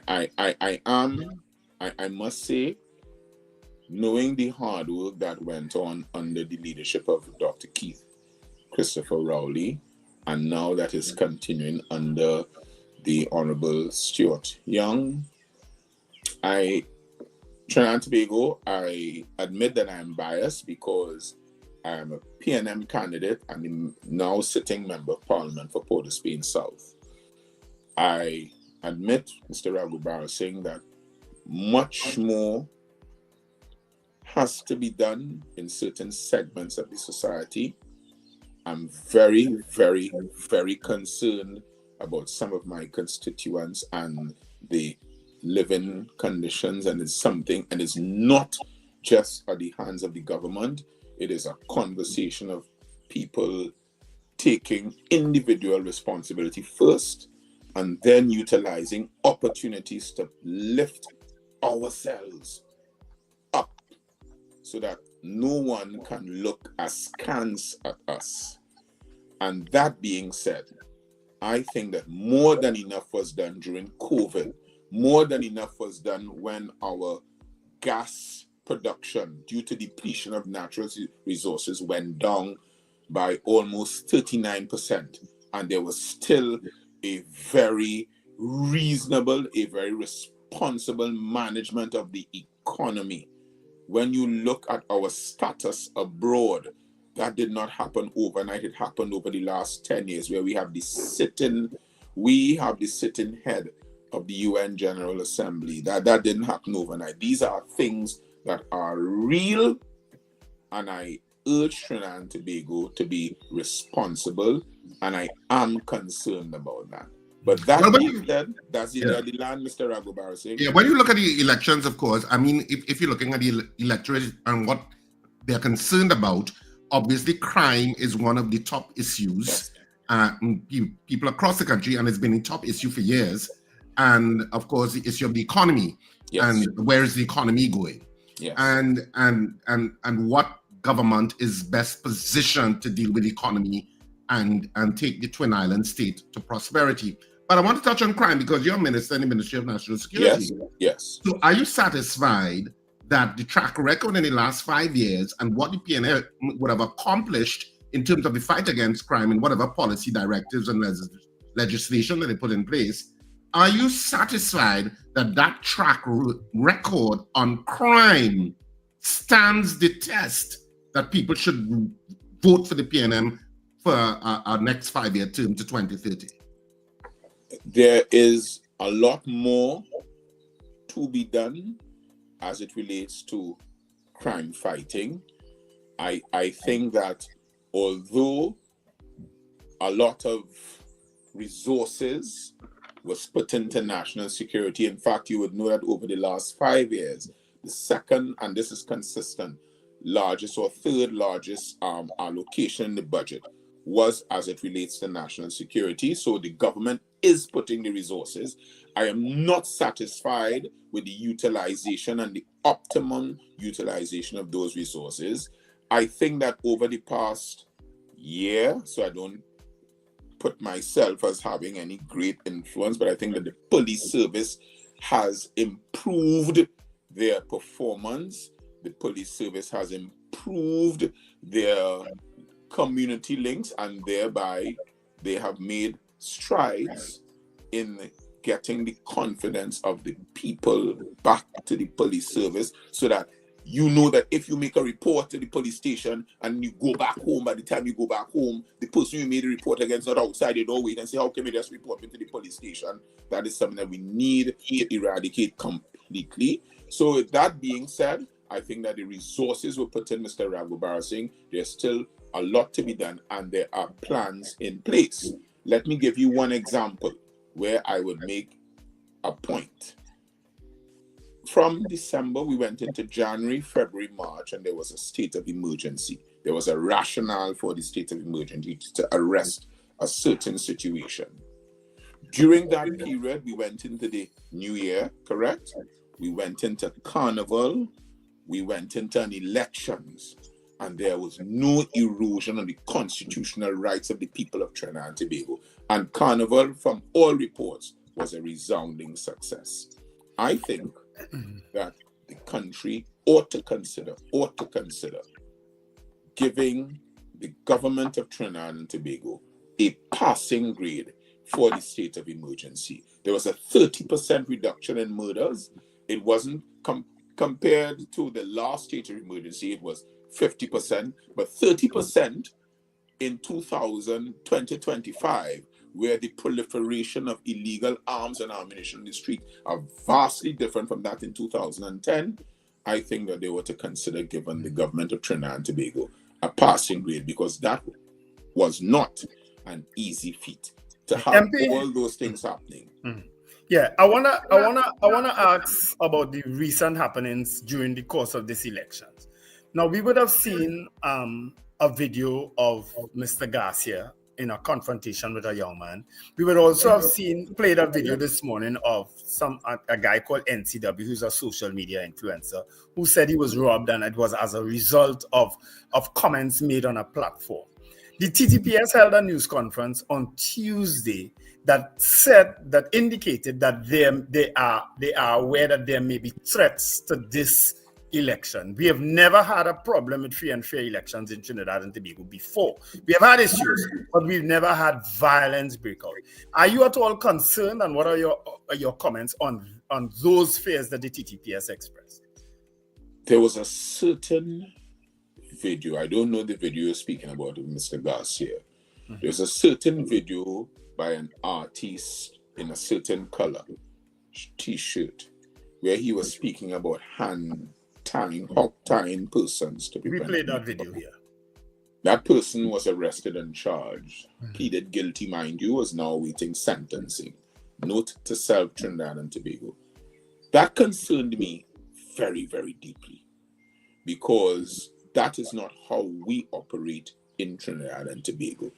The fact that he claimed he purported to represent a certain party, to me, is neither here nor there, because this goes across the board. I must say the party was not the PNM. The video is out there for all to be seen, for all to see, and for all to judge.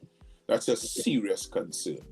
I would want to say that, and I go back to what I was saying just before we segued into this aspect of our discussion, that come the 29th of April, we all have to live together in Trinidad and Tobago.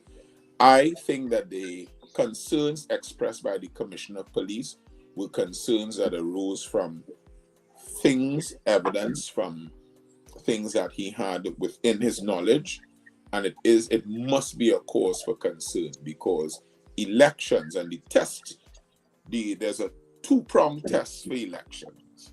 The first is that overall the elections must be fair. It means that the operations must be fair. There must not be voter suppression. There must not be persons who are intimidated from voting, and the polls themselves must be fair. And the other prong is quantitatively. In other words, you challenge an elections if you think that the margins were so small, and they were affected by something that has gone awry. I am hoping that that does not happen in Trinidad and Tobago, because we have had elections since 1956, and they've all been free of fear and free from fear. I have confidence that no one will try to disrupt this process, and I say, I put on my hat now as a minister in the Ministry of National Security, that the national security apparatus is there to ensure that these elections remain fair for all participants. All participants. So is there intelligence to suggest otherwise? I would leave that question to be answered by the Commissioner of Police. What I would say is that the emphasis is on fairness and good conduct, and no one should be allowed to intimidate persons who are going to vote. People of Trinidad and Tobago, come out and vote.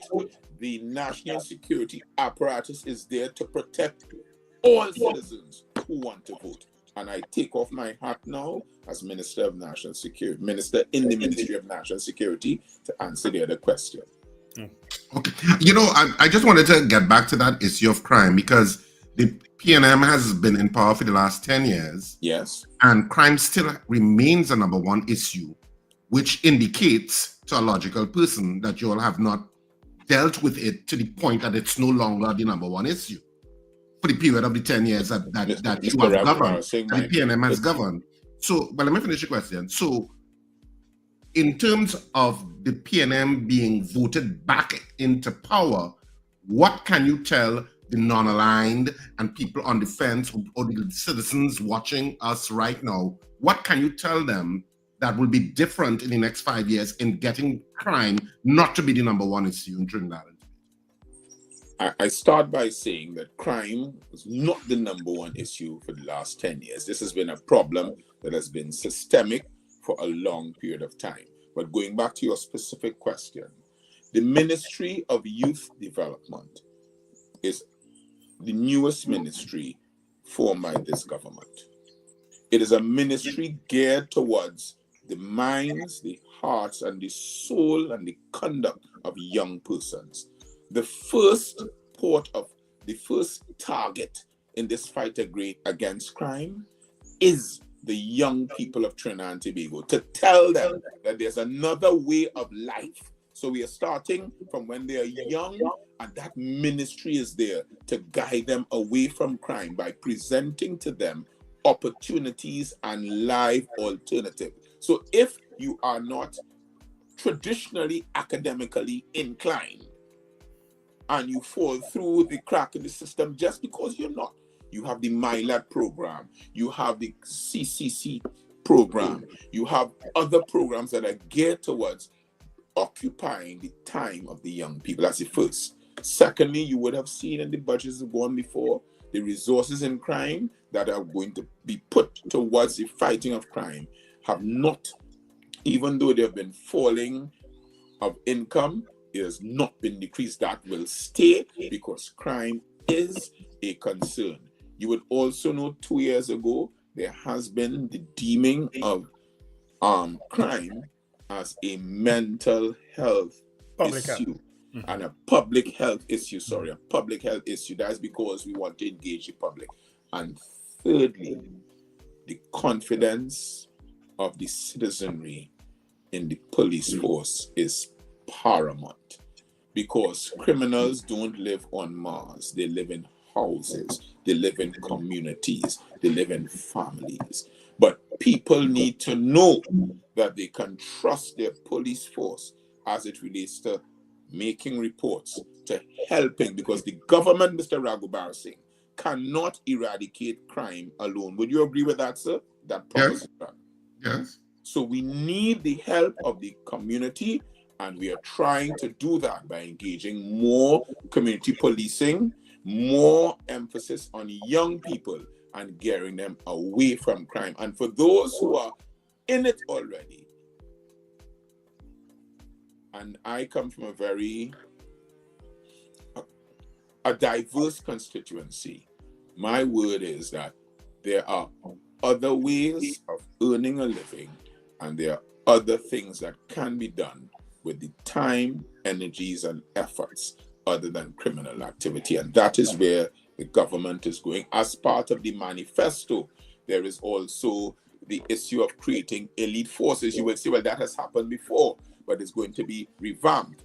Also, the issues of bringing and getting more police stations up in areas. Sir Raghubar Singh, you would know that we have reopened the San Rafael police station and the Tabaquite police station. That's because we say a police presence can act as a deterrent. Well, I agree with that. I just wanted wait before you go in. I just wanted to tell our listeners who are now joining us or who have joined us in mid-conversation that you are listening to New Era TT Radio, and of course we are speaking to Keith Scotland, Senior Counsel, Minister in the Ministry of National Security and Member of Parliament for Port of Spain South. Yeah. MP, do you think that the leadership of both the Ministry of National Security and the police service has anything to do with how people respond to the efforts of those things? And I'll tell you why. Because if you go back to former Commissioner Stephen Williams, who spent 6 years there as an acting commissioner of police, right? And then we would have gone to Gary Griffith, and then we would have gone to McDonald Jacobs, and then Miss Erla Christopher. Now, say what you want about Gary Griffith. During his tenure, and I know that he would have had COVID during his tenure, that he didn't come from the bowels of the TTPS, so his leadership style was a little different, and one that we supported, right? Do you believe that the leadership of that particular organization can make a difference? The answer is yes, and that is because the leadership in any organization makes a difference. And so my short answer is yes to that. Also in national security, my answer is yes. Yeah. Are you, as another question, are you aspirational to the post of Attorney General if the PNM was to win? I am aspirational in serving the people of Trinidad and Tobago, and in whatever capacity the Honorable Prime Minister sees it fit. Those are my aspirations. My aspirations are not lofty, you know, Mr. Right. Well, actually, service is a lofty aspiration. You would know, sir, because you have a background in law, that is one of the closest things to a virtue, service. And I want to tell you something. Was that about lawyers there, you just said? Was that about law? No, Mr. Raghubar Singh would know. There's a reason why lawyers wear bands when they go to the High Court, because bands are worn by, if you know, bands are worn by persons who are of the cloth. So when an attorney dons his band, it means that he's doing a service, something that is close to a virtue. But I want to say this. There were about 5 or 6 persons who are vying for the Member of Parliament for Port of Spain. So I wonder if they took time to understand Port of Spain South. Port of Spain South is diverse, Port of Spain South takes effort, it takes time, it takes your energy. I'm wondering, if they took time. It took me, and it's still taking me, because every day you learn something new in Port of Spain South, Sometimes you learn things about yourself on Nelson and Duncan Street that you yourself don't know, You understand? When you go into Woodbrook, it's a whole different area. When you go into St. James, it's a whole different dynamic. I am wondering if these persons take time. And within the pockets, there are pockets, So I am wondering, and it's something that I throw out there, because I am taking the time, I have taken the time, and I'm understanding. Sometimes you could never do enough, but you have to do. And when it is said that you did not do enough, you still have to continue to do. You can't let that affect you and say, well, because you say I'm not doing, I will not do. You have to do, and you have to understand. I want to share this with you.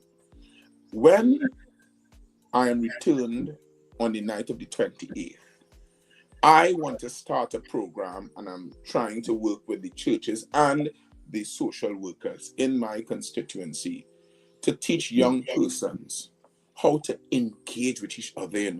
I want to say to the young ladies in Port of Spain South that a hug doesn't have to be physical, It can be fraternal, it can be brotherly, and that is how it ought to be, And we have to learn how to interact with each other. That is the level of my understanding of my constituency. I feel very emotional about this because it's a constituency that I care about.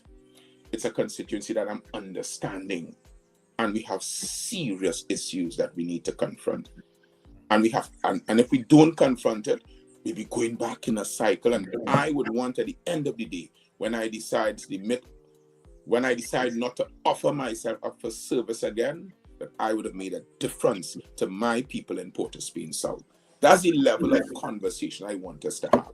Self-esteem for my young men, so they can know, well, I may not be the brightest, and be bright, and we are the brightest. Not in your traditional matriculation, Mr. Raghubar, saying you go and you get your low degree and you do your act. Not like you and Mr. Stevens, but they could play football. They're real good at that. They will have math and English because you need that to manage your life skills, to manage your finances. But they will have something that will show them their worth. Like young brother, like, they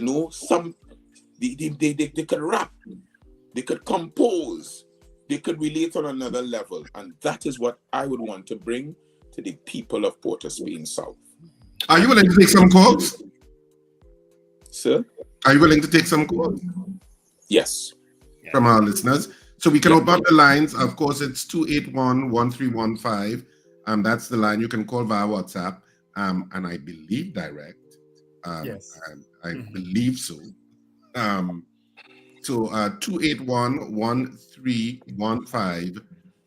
We are speaking to Keith Scotland, Senior Council Member of Parliament, Port of Spain South. Well, he's not an MP at the moment, Richard. Sorry, he's not an MP. Yes. I think he's MP there, so I'm just reading. I did put that up, but I don't know who put that up, so I didn't put that up, sir.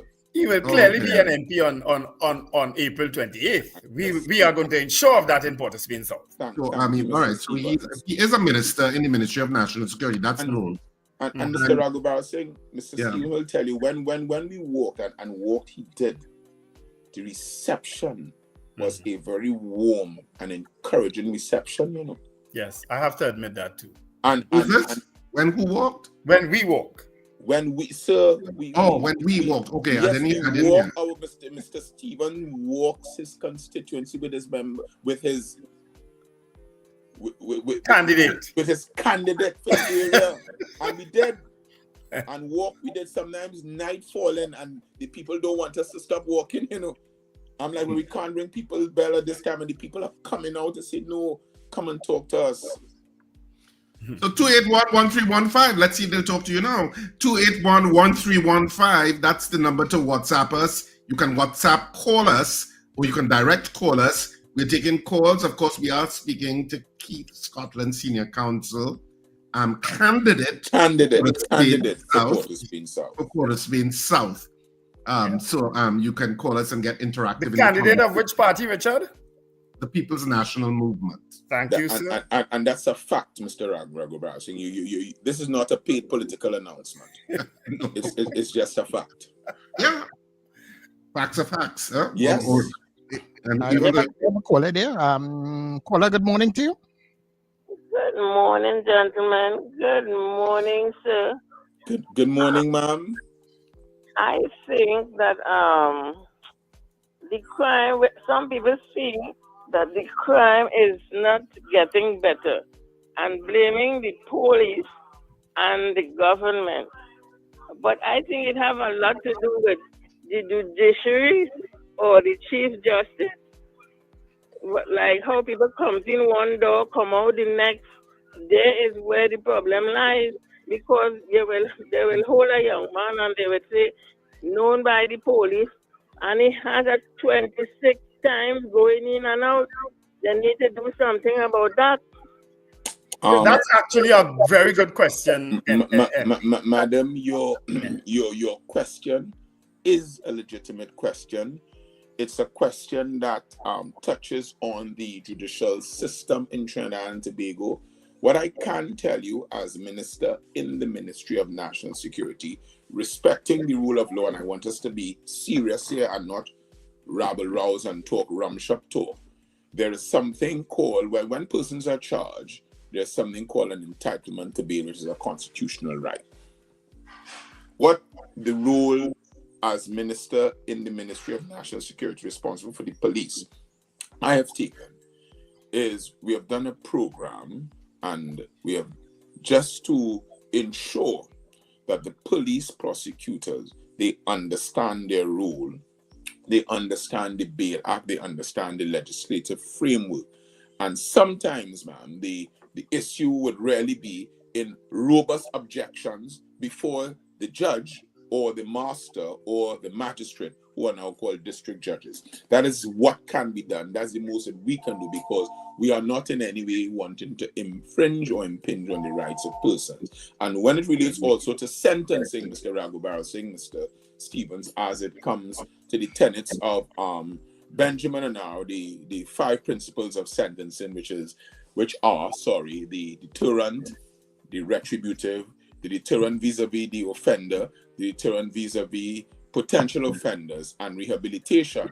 We want them to be more robust and police complainant, more robust in their submissions before the judge, because at the end of the day, the final arbiter is the judiciary, and there is the concept of separation of powers, which is real. I cannot, in all fairness, say that I would want to put the blame on the Honorable Chief Justice, because he's just sitting as the head of the judiciary. But if you say that he's vicariously responsible, the answer to that is yes. But those are issues that are to be addressed from that angle to ensure that we don't cross over into areas that are not within our remit. But it's a legitimate point. Yeah. Okay. Any other calls, Sir Charles? Yes, caller, good morning to you. A blessed good morning to you, gentlemen, especially to Mr. Scott. Scotland. Madam, don't let Mr. Sorry, ma'am. Madam, do not let Mr. Raghubara correct. You call me. I understand it's me you're referring to. No, enough respect. I give people, that is a name, Mr. Scotland. Enough respect to the gentlemen, Richard, Wendell, and Sir Charles Flowers. To you all keep going, you all keep being on the point or you're on the ball. I just love how you all bringing these different politicians to the forefront. And I know crime is a burning issue, but crime begins with me and you. Before crime reach out the door is in the door. And this is where we have to deal with from the stem, because like Tobago still have a community. Hey, I see the child along the road doing something, I could still tell the neighbor and he could pull up. But Trinidad, I don't know where we're going. Because everybody always feels the policeman has to be right by the corner to see everything. Crime begins with me and you. And before the child come outside and do the crime, we have to deal with it inside too. I mean, you can't put everything on government, regardless who on the 29th, whoever come in power, just come, as I keep saying, it doesn't matter whoever come in power on the 29th, just do your work for the people of Trinidad and Tobago. It begins with us. And gentlemen, I want to say thank you all again, and keep it going, because I just love how the questions are popping this morning, especially Mr. Wendell and Richard. I know he's back in Alice.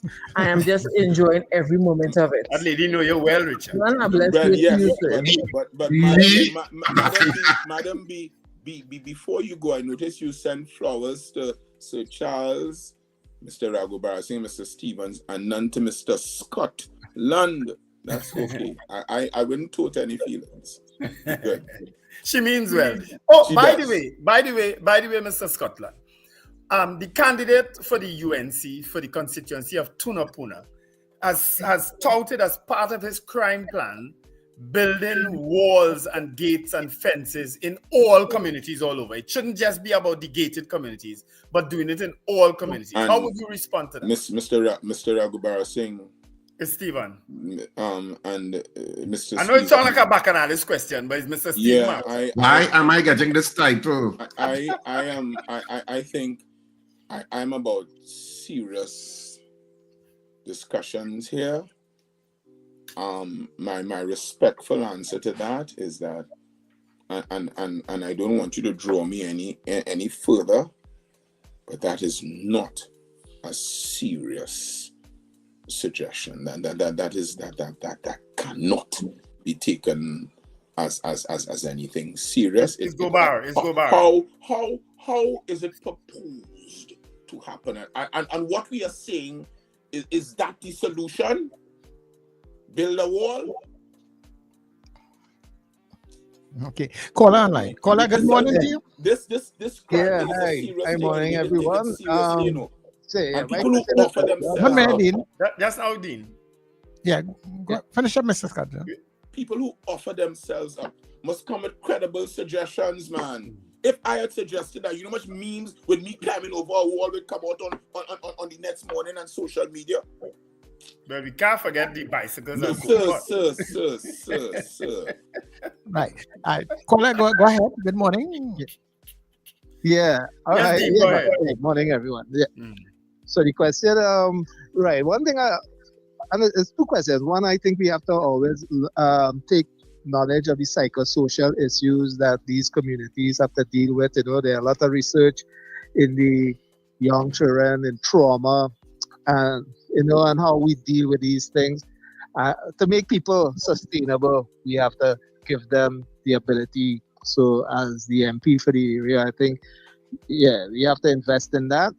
But I also want to ask, I recognize that the UNC have this thing on their paper, step 1, step 2, 1, 2, 3. If you get your next 5 years to do, you all get our next 5 years. What are the first priorities? Step 1, step 2, step 3, step 4, step 5. How do you see you investing in your community from step 1, step 2? What are your priority lists? Well, Thanks very much, Dean. Firstly, sir, I want to say that I don't know where you got the step 1, step 2, but I saw a PNM manifesto that doesn't have step 1, step 2, but it has an entire plan called A New Chapter, a bold new chapter for Trinidad and Tobago. But specifically as it relates to my plans, as it relates to the area of Woodbrook and environs, a week and a half ago we launched with the EMA a noise app that will take and record certain noise levels emanating from business at bars around. That's the first step, because the issues in Woodbrook are the first issue really is that of the noise pollution and what follows with it, and the operating of these bars alongside a traditionally residential community. So that is something that will be addressed. That's step one. As it relates to St. James, I really think that along with the corporation, that St. James needs a little revitalization, and St. James doesn't require much. Since the burning down of Smokey and Bunty, there was in St. James, Mr. Raghubar Singh, Mr. Stevens, I've noticed there was a shift from St. James now to Arapita Avenue. Judging from both and being an MP who is alive to what is happening in my constituency, I think that both can coexist, but St. James requires a little more attention. As it relates to downtown and East Dry River, Sealots, Beverly Hills, Foster Quavador, Plaisance, and those areas, my first step is to ask the people to grasp the various and myriad of opportunities that are there for them. Firstly, for self-improvement, skills training. I would also ask for less reliance to be put on a work in the corporation, a work in the unemployment relief program. I want to get us out of that mindset and more into a mindset of self-reliance, or at least somewhere where that is not the be-all and the end-all of our existence. I also would want to change the stigma, and that could only happen with conduct, with a change of narrative that is attached to East Port of Spain. It is not pleasing to me. It is very disconcerting. And as I said before, caller, it is so granular with me understanding the interaction that I want us to change the way we interact with each other. Because if we interact with each other with love, with respect, and we know how to interact, sometimes just knowledge, then I don't think that we'll be killing out each other or doing bad things to each other. We will be a better community. And that is what I have to say. Well, I know we are close to the end of the interview at this point.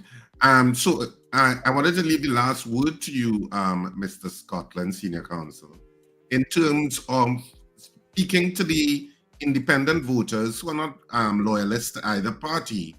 Why should they vote for the PNM for the next 5 years? In your own words. My answer to that is as follows. The People's National Movement has changed its leadership from Dr. Keith Christopher Rowley to Stuart Young as if we were running a parlor, meaning with smooth transition, without any issues, Mr. Raghubar. Is that entirely accurate? It is entirely accurate, notwithstanding what the noises that you want to that you would want to purport. I don't have to purport them, they were in the media. That shows, well, you are the media, sir. That shows that the People's National Movement can handle its own internal affairs. Charity begins at home. We have shown that. It means, therefore, by extension, that if we can handle our own stories, we are fit to handle the stories of Trinidad and Tobago. And we have. We have done it through COVID. Not one job was lost in the public sector during COVID. Not one day would the public officers say that they got a check late. I've noticed unions are now jumping on board to say that they're against the PNM. I ask their membership to note what happened through COVID in Trinidad and Tobago under the stewardship of a People's National Movement, as opposed to other countries very nearby like Barbados, Grenada, and Jamaica. And I then say, having shown that we have now offered a new dimension, because Dr. Keith Christopher Rowley was a man for that season, and what a season and time he had. It's now a different season. We have produced someone different who will take this country in another direction, having piggybacked on the platform that was laid for him beforehand. Trinidad and Tobago, we are fit to govern. Trinidad and Tobago, we don't give you smoke screens. And I will tell you the last thing that I want to say on this. I attended a meeting in Harris Promenade where I heard the Honorable Prime Minister say that we are not going to the IMF because if you go to the IMF, they will cut jobs, they'll do this, they will do that, they will do that. The next day, I saw something on social media, the opposite. They cut out if you go to the IMF. There must be something wrong, inherently wrong about that. That is misleading. And when you have parties that are utilizing that type of politics, it means that they are not sincere. Because that was one of the most insincere things I've ever seen in my life. If I wasn't there in person in Harris Promenade to hear what happened and to see what was transported throughout the social media the next day, I would have said, wow, this is what was said, and persons were legitimately concerned about it. We are fit to govern because we can handle our own internal stories and we can handle the stories of Trinidad and Tobago. That's what I have to say, Mr. Ragobarsi. All right, but that's where we leave it this morning. So, Mr. Scotland, thank you so much for joining us on the Breakfast Show this morning. We appreciate the conversation. And, of course, the best of luck on Monday. I want to thank you, Sir Charles, and Mr. Stevens for having me. Mr. Stevens, you know, Saturday is a very big day.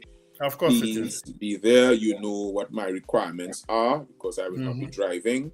Please have it there at my disposal. Richard, you're supposed to cue the rum box right now about now. You know my requirements, sir. And by the way, the process, Trinidad and Tobago elections, I know it's tense, but let's not forget that we still have to live here on the 29th of April. Sure. I remembered when we were celebrating last 5 years, I had quite a celebration, and I told Mr. All I told him was, you know, let's have a beverage. Here, Stevens. Well, you know, I don't like the party, something I want to include everybody, but I didn't have enough for everybody. You remember that conversation, Mr. Stevens? I don't ever forget conversations with you. It was one little vegetables I had. Yes, I remember. A pot. Yeah, and listen, it went out immediately. It dissipated. because he's a Democrat now, you understand? Anyway, thank you so much for joining us. Enjoy your Thursday. Enjoy your weekend. Trinidad and Tobago, please come out and vote. Come out and vote. Exercise your rights. Yeah. All right. Thank you, Mr. Scotland. You're welcome. You're welcome. All right. So that was Keith Scotland, Senior Counsel, and of course, Minister in the Ministry of National Security, with particular direction to the police. And of course, he is going up for Port of Spain South. And well, conversation this morning. Yeah. Of course, we want to tell you to like the feed, share it when we of course we'll be back on tomorrow, and which will be Friday. The weekend begins tonight, people. At the don't make joke now. How did I forget that as we head into election weekend, where you know rallies and noise this weekend? And of course, like and subscribe, please. We are trying to get 100,000 subscribers, so please like and subscribe. And let me just remind you by playing this.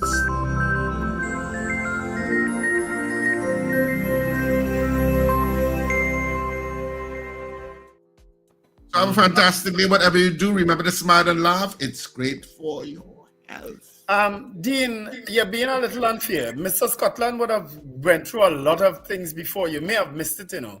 And he can't speak to everything, you know. We just don't have the time, you know. It's a little unfair in terms of your comments. All right, folks, have a wonderful day, and one life, live it. Did I move far enough? One life to live. Did I move far enough? Yeah. Look at it. One life, live it. Charles, I give up. I think you'll have to create something for him, you know, Richard. Well, I have to. That's my actual spare wheel cover. All you get seeing there, you know. So I don't know how else to fix it. Yeah, look at that. One life to live it. One life live it. Yeah. All right. So that's it for the breakfast show this morning. And of course, have a fantastic day, whatever you do. And we'll speak to you bright and early tomorrow morning at 6 a.m. on the dot. Tomorrow program will be hot. Don't miss it. I already have one guest confirmed. Well, hopefully confirmed. Dr. Rory responded? I'm not. You're working on others. But this is somebody who we have interviewed before, but I wanted to be confirmed before I say. All right, so it's a surprise then. It's a surprise. No, it's not a surprise. No, it's not a surprise. I just haven't confirmed it. I want to say somebody's confirmed and they're not. So that's it. So we'll speak to you bright and early tomorrow morning when we'll be back with Bye-bye. Aduna Vanna White. With the breakfast show. We're heading to the 8 o'clock news a little late, but just because we can, we'll play our opening video again. Yeah.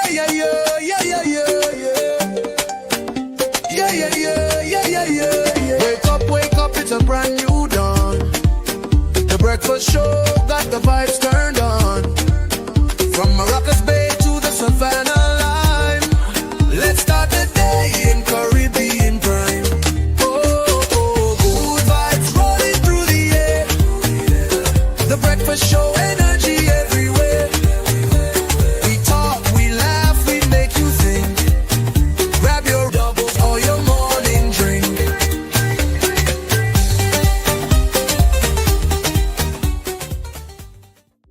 No problem. So let's say thanks to Wendell and Richard, of course, inside of the breakfast show. Remember, you get up early and go on. If you missed the show, you can go check it out on YouTube. It will be there for you and you can take it in. Remember to like and subscribe. Of course, what is the outcome of Monday's election? Well, it's the major question. Host of the afternoon drive, Tony Fraser, will ask his guest today at 4:05 p.m. That's a little later on today. So please join us. And his guest will be none other than Dr. Bishnu Raghunath, Clyde Weatherhead, and Denise Deming, with a special focus on women. All right. So they will be on this afternoon from 4 p.m., just after the 4 o'clock, as I should say, with journalist Tony Fraser. This election, you have to have a plan. The PNM plans a new chapter for social services. A fresh approach, innovation, young energy with we boy, Stuarty. We're going to double the number of food cards. We're going to increase the book grants. Digital verification for grants. No more repeat paperwork.